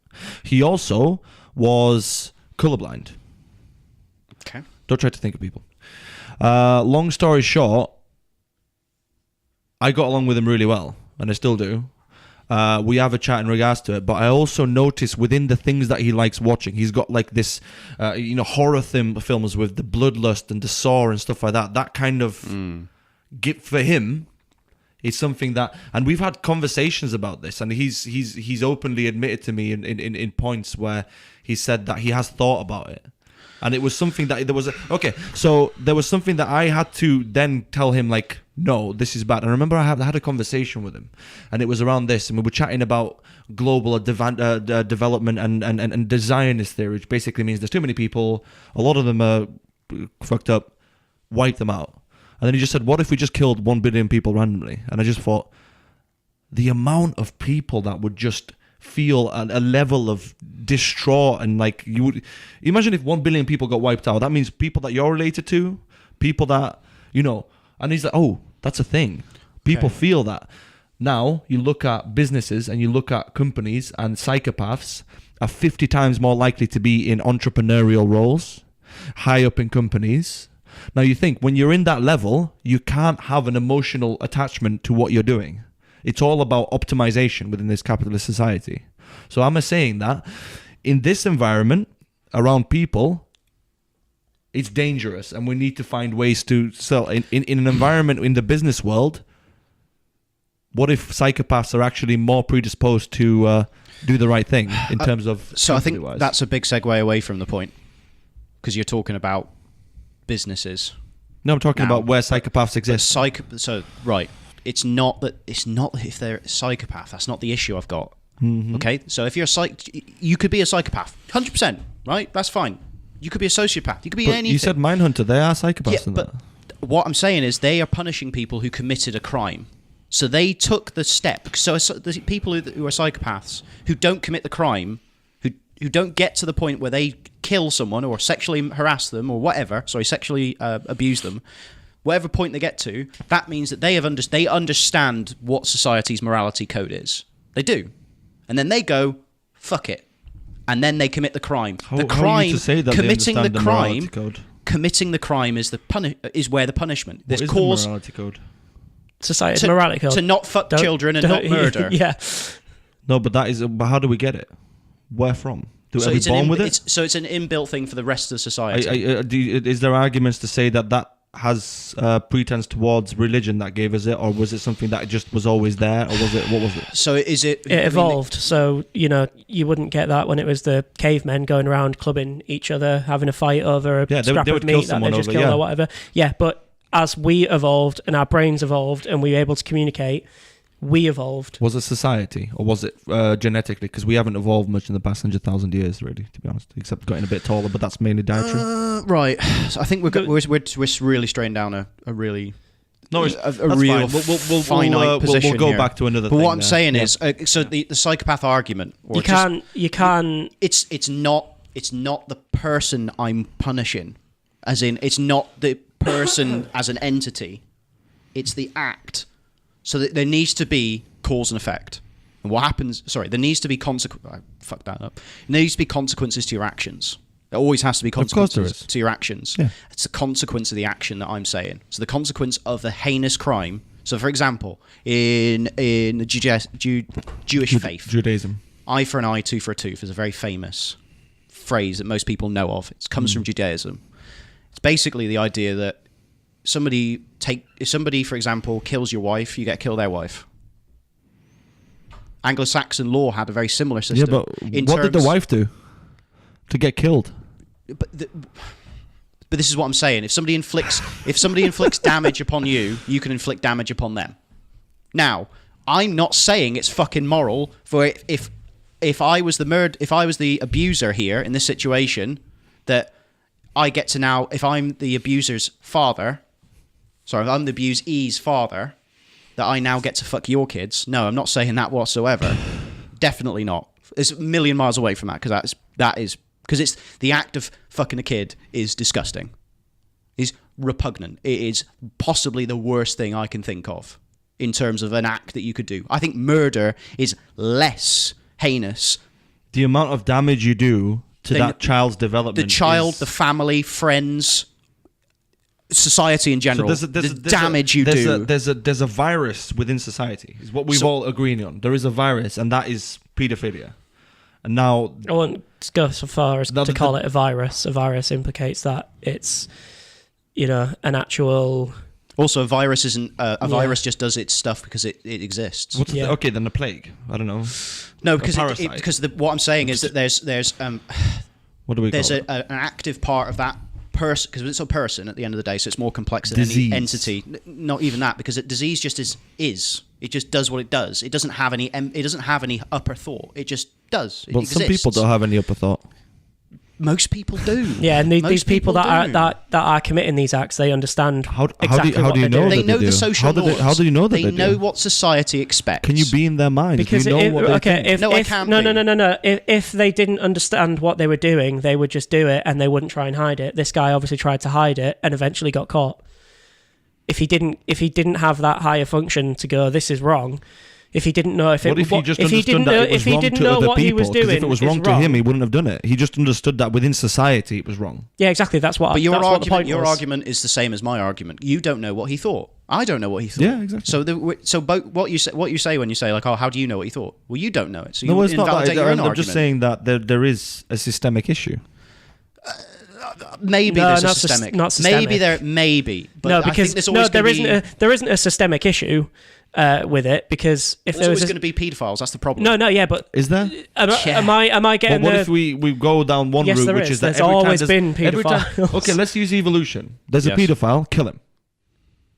Well, so he's no longer, his genetic line is no longer in the pool. But what happens with genetics and evolution is if there's an unattractive trait, you die. No, but we're saying that then paedophilia is a genetic trait. It's not a genetic. Yeah, this is what we have to do. Is it hereditary or is it environment? And if it's environment, how can we change the environment to stop it? And if it's genetic, how can we stop it? But we know what the environment. We know how people can be shaped to be like that. Usually, the people who are abusers have been abused previously. Yeah. You can't. So it's like a fucking chain reaction. You can't stop it. That's the problem. You can't just take that bit out of them, the bit that's been broken by the abuser. This is where the problem is, that I don't think you can stop it. I don't think you will ever be able to stamp out as in there's wrong. There's no utopian society. There's a way to do it, but it's ethically and morally wrong to do so. So what I'm saying is there's no utopian society, because it will become a dystopia. How many people have phones and have Amazon Echoes in their houses? If you created it as if you program an artificial intelligence to search for keywords to look within something like when a child when someone's trying to molest a child and it alerts the authorities, would you or would you not stop it at the cause? Right. The issue you've got there is, but that's ethically and morally wrong to invade people's privacy like that. And also the issue you've got there is we're not going to be. What's that Tom Cruise film where he's Minority Report? Thank you, Minority Report, where they predict crimes. Like a bullet. This is a thing I had in a philosophy class where they were like, if they can predict crimes, you could be tried for. They were trying people. You could be tried for a crime that you have never actually committed. Well, my point is, and the point I tied back earlier is, just because you're a psychopath, or just because you have something where you don't have the same ethics as another person, doesn't mean that I'm going to say you need to die. That's not what I'm saying. When you commit that act, that specific child molestation, then act, you need to. I'll go back to die. And I do believe the father in that scenario is possibly the best person to do it, because he is the will to kill very high, massively up there through the roof. But the thing is, wouldn't that be like the father in general? He's sullying his hand because of something someone else has done. So that father, his hand's already sullied. His kids are being fucked by someone. He's already mentally fucked. So he's already mentally fucked, and now he has to, on top of that, kill a person. Yeah, then you add the factor of killing someone on top of that, which don't get the dad to do it. Yeah, but then you're going to fuck the gun squad guys. No, because the firing squad.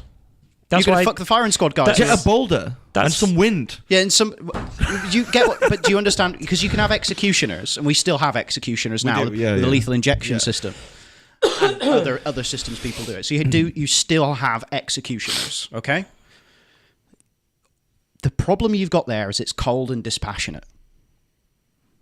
And there's no resolution. I believe basically that doesn't allow a resolution of the scenario.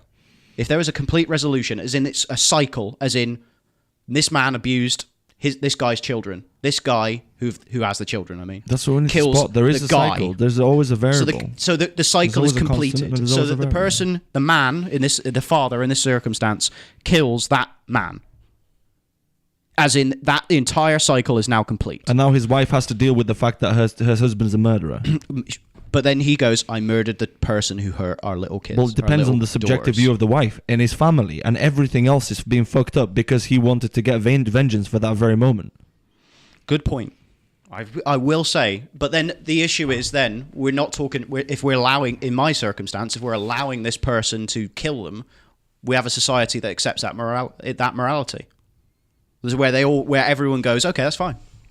That's my point. And we all have this in our head. Like, I don't think I'm stating this enough. There's a part in every single person's head where you all go, that fucker should die. Yeah. The problem is there is a difference between saying it and actually actioning it. That's true. How many people who say these things, like, I'd love to fucking murder that person, could actually follow through with doing it? What happens to soldiers when they come back from war as well? Good point. From having to kill people. Mm-hmm. They're fucked up. We are designed as human beings. This guy, if he was allowed that 5 minutes in the room, yes, like you say, an executioner, it's dispassionate. Dispassionate. They can disassociate themselves from that person because they don't know that person. They might even not know what crime they committed. I don't exactly know the executioner process with the death penalty in certain states in America or over here. So they might not even know what that person did. They just know it's their job. This person has been committed of a crime and been sentenced to death. I've put the injection into the tube. They'll be dead in a few minutes. But then, right? This guy goes into this room. He's hyped up on rage, anger. He's the passion, the raw hatred towards this person that has killing a person by hand as well. Already mentally fucked them up. I would like.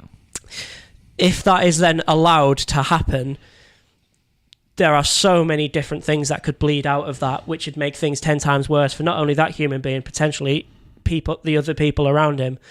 So the irony is, people suffer through that dickhead's choice to molest those people. The people who you hurt suffer more. In a way, that's not poetic justice. That's just vengeance. I'm not saying it's poetic, but the issue is, like, you look at a character who is a vengeful character. You can empathise with that character quite heavily. The dark side of of that part. There's a part of you. There's a part of There's a everyone, and you feel distinct. it. There's a distinct. What we did when we heard that news, everyone just went. You recoiled. Everyone recoiled at and with disgust and revulsion. Because I'm not gonna lie, that thought went through my head. If somebody killed it, if you then heard that the father killed him, you'd kind of go, yeah, good on him. That's another part of your brain that you again, but good for him.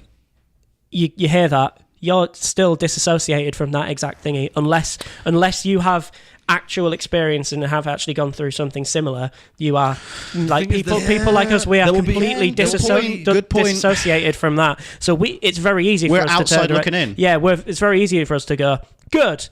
Whereas if it was something, if hypothetical example, if say I was a father and my children were molested by someone, hopefully God that never happens, and the person who did it was convicted and sentenced to jail, if that person was convicted and I was allowed 5 minutes in the room and I killed them, and then I see that it happens to someone else, how differently do you think I might react? Again, it could go on how I am mentally, how I was able to deal with the fact that I have then taken an eye for an eye, in a way. Then you also have to live with the fact that person's still alive, though, and you are the one. No, I was saying I've killed them. Also, you've killed them. Yeah, I've killed them. How I might turn around then in that situation, because I'm trying to in this point say that why it's so easy for us to say that we're disassociated. In that situation, I could still very much turn around and go, yep, good. He'll feel so much better for that.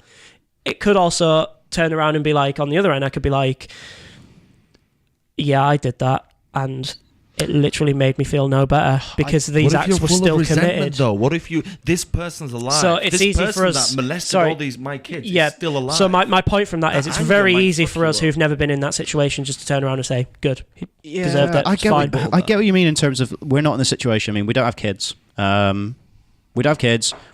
I don't know anyone who's been sexually abused or molested by an adult when they were a child. I've not had that personally happen to myself. So don't get me wrong. If someone hurts someone I'm close to, I'd want to kill them. But it's legit. There's a part of me that's like from a Stone Age time. If someone hurts someone that I loved and cherished like that, I would want to kill them. And if I was in a room with them for 5 minutes just after it happened, I would most definitely try and. You try and hurt them at least. I would try and hurt them at least because that person wronged you. That person fucked with your reality. That person said that now, not just your daughters, but everyone in your family is in danger because these people exist and you've had first-hand experience of them. And these people are still alive and there's people protecting them. There's people protecting someone who did that to my daughters. I want to kill them as well if I was that person. What, the innocent person just doing their job? Pardon? I think we're straying down a bit of a dark path here. This is not what's the word? This is theoretically the emotions you feel, but not something that you'd want to say out loud or that you would do. This isn't the film. This sounds a lot like the film Collateral Damage with Arnold Schwarzenegger now. Collateral Damage, or Law-Abiding Citizen. Or Law-Abiding Citizen, yeah. Or there's the new Jackie Chan film on Netflix. The Foreigner. The Foreigner. I want to see that. Where basically somebody in his family's killed. He wants the name of the person. The police refuse to do it, but then it turns out the police are in on it anyway. And then Jackie Chan just fucking murders everyone in the most brutal martial arts. Like, it's Jackie Chan. What did you expect him to do? He's not gifted with he's not an Oscar winner, is he? You know what he's going to do? He's going to kick somebody in the fucking face. Jackie Chan. So let's round up this debate. Sorry. Okay. I'm the round up this debate. I tried to balance it out there. Please round up the debate, okay. Mickey. So the roundup behind it is from Simon's point of view. Point one is that when that horrific event has happened to you, your immediate and initial thought is you want that person to die, and this is proverbiated to. It's an inbuilt system that we all have. That. Yep. There's a part of you that's like, no, that person needs to die. And that's the initial thought, and that's what you want to do, and you want to do it so badly. And if he was in a room together, he would have done it. Point number two is in terms of just the damage that person has inflicted. Who else would he inflict it to? Who else? So for someone who had no remorse, How would he? How is that person allowed to live? How is that person allowed to sap our resources? How is that? Why are we paying taxes for this person? Why? Really, that's the third point was in terms of. I think the 2 points are pretty much that's it. I I think that they're the core ones. The other ones splintered off of that basically. And then Sam's argument in regards to it is, this is a person that has done an atrocious thing, but the person that the father in this situation, he's going to sully his hands. He's going to fuck himself up mentally. He's going to get hurt again for something that he's done. So for something someone else has wronged him.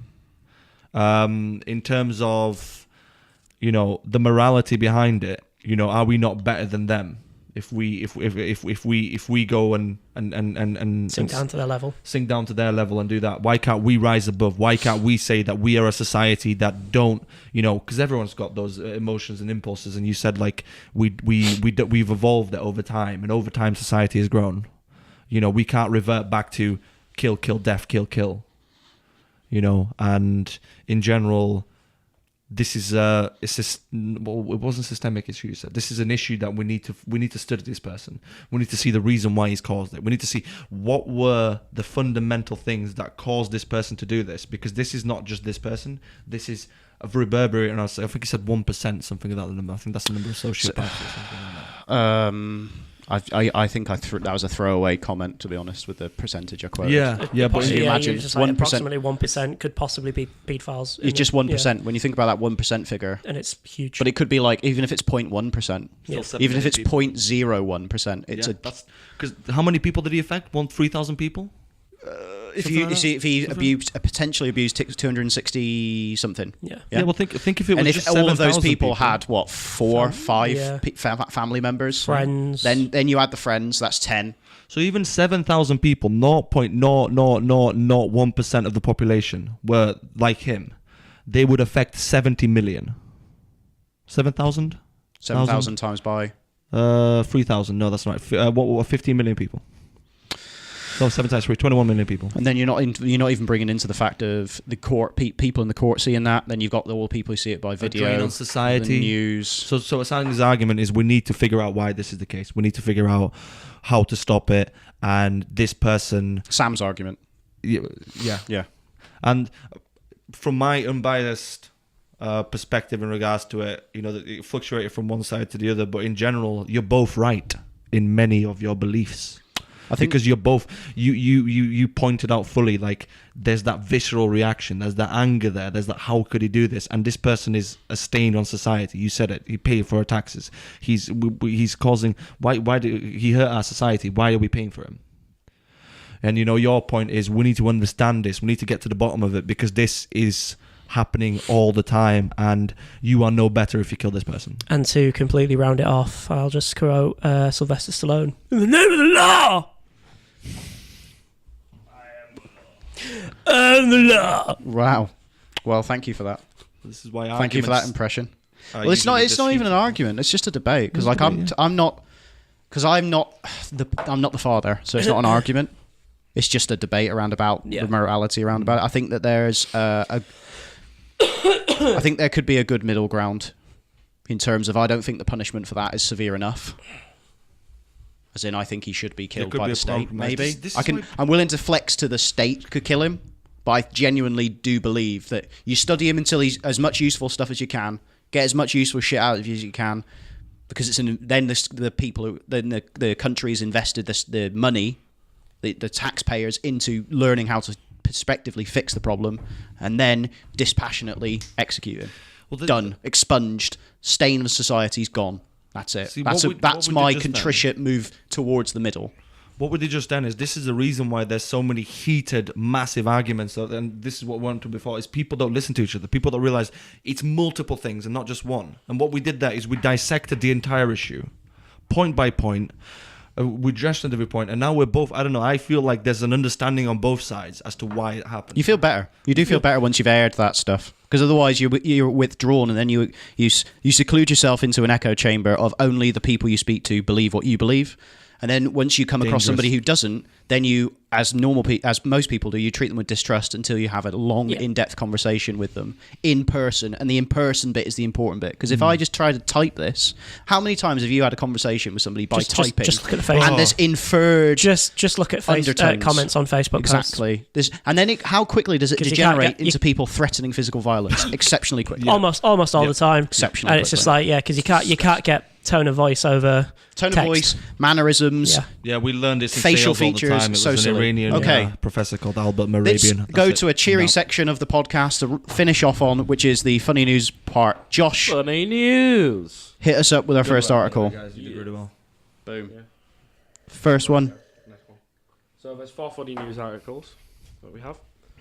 So the first one: couple who met during threesome are now making a fortune travelling the world and selling £3.50 sex videos. £3.50? Yeah. Charging £3.50 a video to watch them have sex. I've said it before. I'll There's say that it again. personal aspect as well. I'm in the wrong business. I mean, you can get it online for free. Now imagine that. Oh, your wife's hot. Do you want to see her naked? £3.50 though. People would pay that for porn. £3.50. Yeah. How many sex videos are they churning out? Doesn't say. No, maybe they're just one, but they sell it to multiple people. But They go travel and they're like, "Do you want to see us having sex?" Well, are they selling it online? yeah. Okay, so you can basically sell it to the whole world. And £3.50 is such a nominal fee. All you need, if you imagine 1 million people views that. Oh. 3.5 million in the fucking Yeah. bank. Is this Yeah. dollars or pounds? Dollars. Dollars. Well, still $3.5 million, dude. Don't snuff at that. Damn. No, I'm not going to turn it down. Somebody offers it to me, but fucking hell. Look at you. I'm not going to turn it No, on. pounds. Huh? Pounds. It's pounds. Oh, okay. Fucking That's become a hell, lot more. hey. So they met during a threesome? Yeah. They Motherfuckers. they used to work at like, Two guys, IT one firms, was 2 girls, one guy, one girl, 2 IT girls. firms. Yeah, keep going. and now they're just making porn videos full time and traveling the world. So is it a dude and 2 chicks? Or No, it's You wanna know the it's just a intricacy- guy and a girl. You want to but know the intricacies of the they threesome, met don't you? during couple. a threesome? Yeah, that's what he said. I just thought it was a dude who had a threesome and now he's going around with 2 girls. No. Making millions of dollars. No. I was literally like, whoever said you've won the lottery, what are you talking about? You've won the lottery. Man. Yeah, there's a big market for it. 'Cause it's just like, look at cam girls and things like that. Amateur. How much money cam girls videos make? have been. And You get- also, you get because lots it's so realistic, it might appeal to a wider demographic Yeah. rather than because it's perceived that just men watch porn. No. No. As my girlfriend said in the chat. Next I learned article. something the other day. Hentai is the Japanese word for pervert. Is it? Fucking hell, that changes my perspectives on hentai. So the Go on. original threesome was 2 girls and a guy. Oh, Yeah. interesting. That lucky fucker. So the couple Interesting. first met when a female colleague invited them out for an afternoon, which ended up in the 3 of them in bed together. With a fist up the ass. No, I'm joking. Or 2 fists up his ass. Oh. Anyway. Whatever floats your boat. Next one. That'd split you like a fucking canoe, wouldn't it? Next one. Please. So, Hunter knocked unconscious by a bird that fell from the sky after being shot.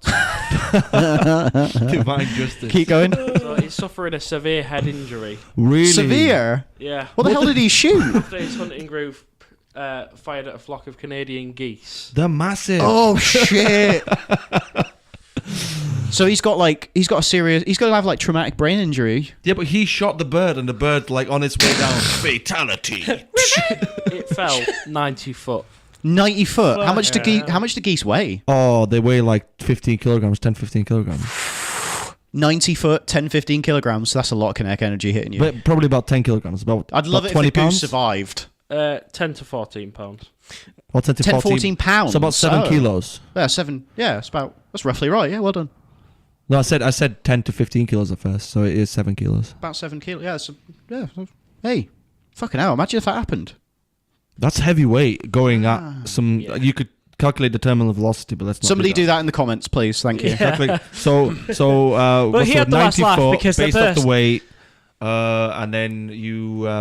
Let's not bother. Anyway, I next bet, one. I bet that. Constant. I bet he had the last laugh though because I bet that bird was fucking tasty. Do you think he really ate it after he was done? Well, they might have like I don't know, mushed probably- it up and fed it to him through a tube. I if would his have put him in. brain Yeah, injury he is needs, that bad. he needs to but- go in Oh, hospital. yeah, it was airlifted to hospital, so maybe he didn't eat it afterwards. Airlifted. the He'd want it at least as a Geese one. trophy. Man, do you think the other geese probably, when they eventually might die, do you think they're going to try and collect him as a trophy? Hopefully. But That'd I be think they're great. probably like, I wonder what, now we know that if we land on humans, we like can a kill them. nest. Yeah, just in a nest. And they just keep pecking at it. Right, next one. So I'll stop doing the seagull impression. Apparently it's a seagull, not a goose. There we go. There we go. Why did it not move out of the way though? Imagine there's a geese coming mean- at you. You've just shot it, so you know it's coming at you. He must have went. He must have looked up, fired, and went, "Oh, good job," and then looked away, and then it went, "Oh shit!" But that's the thing as well. He's a like, very if he's, careless if he's hunter, isn't shooting he? it from there, then how is it falling on him? It must glided. It must have glided in. Nothing can possibly go wrong If here. he shot it straight up, he's also got the problem of if those projectiles don't hit the bird, they come back down. Now, it depends on the projectile, but it's probably going to hurt him. What are the chances though? Out of all, like, Oh my god, that's so stupid. Unless it wasn't shot by him, he was just an innocent. Oh, so somebody else shot over him, and then it. Oh, look at your face about That this. was a really elaborate murderer. Your face, you're loving this one. All right, next one, Josh. Right, so plane with 84 plumbers on board forced to land because of a toilet problem. No, that's a fucking joke. 84. What was it? 84 A convention or The plumbers convention. Like Comic-Con, but for plumbers. what have you come as? I've come as a faucet. Hey. It was like a plumbing company that were. Oh, So it was a convention. so they were all going. The managing director said that he would have liked to have fixed it, but he didn't have the correct equipment with him. Oh, plumbers always Also, fucking he say was that. on I was gonna say that old excuse. That old excuse. I'll do it now, love, but I'll have to go to screw fix and also I've got a clock on for the doll. That's still a thing, by the way. People who flipping do part-time work and on dodging tax still sign up for the fucking doll. Yeah. I see it all the time. There's a job. There's a job thing. Not to hate on people who are unemployed, but there's people who will go to the job centre office, and you know the job centre office is literally it's designed to get you a job. Not anymore. No, it's just designed to just so you can tick a box and get paid out for your unemployment benefit. this is how so it's they get their failing. unemployment benefit, and then they go and do like part-time jobs, like and Cash they'll in go hand. in. And this is the thing I have the real problem with. They'll go in with paint and shit all over their trousers, and they'll be wearing workman's gear. No one cares. And no one gives a No no one one goes, cares. hang on, why are you wearing workman's trousers? Oh, I've been painting. Oh, did you get paid for that? Yeah. You owe us fucking tax. You're not getting your unemployment benefit because you're trying. That's one thing I've got a problem with. Yeah. Now, they probably aren't the typical, you know, the stereotypical British builder who's on the dole kind of thing. But I really don't like that they don't have the parts. You're a fucking plumber. Just bodge it. It'll be fine. Why do we have to turn the fucking plane back? Where the fuck were they flying from, too? It was Oslo to Munich. Stay in Oslo. Munich shit. Oslo would be much more interesting than Munich. Surely. Probably. Sorry, Germans, but I mean, yeah, sorry to all our viewers. in Germany, which is like one. Fuck it. Burn the bridge. I'm really mad about this one. I'm really mad about that I one. don't think it's the plumbers that you're mad about. I like how the managing director was the one who said it. They couldn't have got like one of them to just be like, oh, yeah, can't do it. It's a plane as well. It's a toilet problem on the plane. What about the? one To on be the fair, back? it's all used suction and stuff like that. It's There's different. more there's than only- one toilet on a No, plane. I think sometimes there's only one on a plane. Really? Yeah. Yeah. I think remember that'd I be Not, not on a plane with I 80 broke the odd plumbers toilet on board. on the Depends how way big to a plane- Australia the plane once. is. Huh? Depends how big the plane is, because it could be a The small plane. toilet door. I'm going into the toilet. I go out and the door just collapses. Where's And this? I'm heading from Dubai to Australia. Okay. We just set off. It's a Boeing 747. So there's one toilet and 300 people. There's only one toilet on the 747. I thought No. it was more. No, sorry. There was like 6, but one of them was down because I pulled the door off accidentally. No, they don't construct And then things really and well then the on planes. stewardesses came over with screwdrivers trying to fix it, and then they gave up. Thanks for that elaborate story. Yeah. Thank you. I think there was 4. You can't quote me on this, but there wasn't that There's a many lot on a toilets. 747. It's a big plane. It's a giant plane. Yeah, no, it is. Yeah. There's Right, lots next of- one. Anyway. So the final funny news article: Okay. Nigel the Lonely Gannet dies alone after falling in love with a concrete decoy. He Oh. spent 3 years. I heard about that. Oh. So this poor little bird It probably imprinted on a damn thing. That's so fucking shit. Because ducks do that, they imprint, and so do wolves apparently. Where they I just think it's like a kind of gull as a gannet.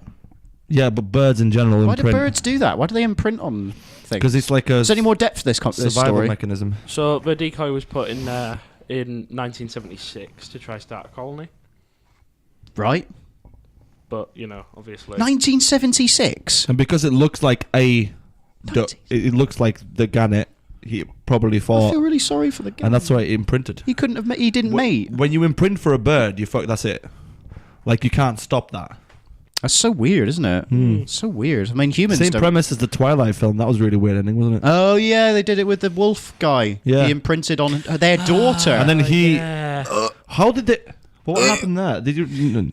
Anyone who hasn't seen Twilight, as Josh. massively Not seen it. romantic for some reason. The Twilight like films good are weird. films. Well, yeah, So- Twilight films are You know, fucking 50 Shades of dreadful. Grey is a fan fiction work off of the back of that. Yeah.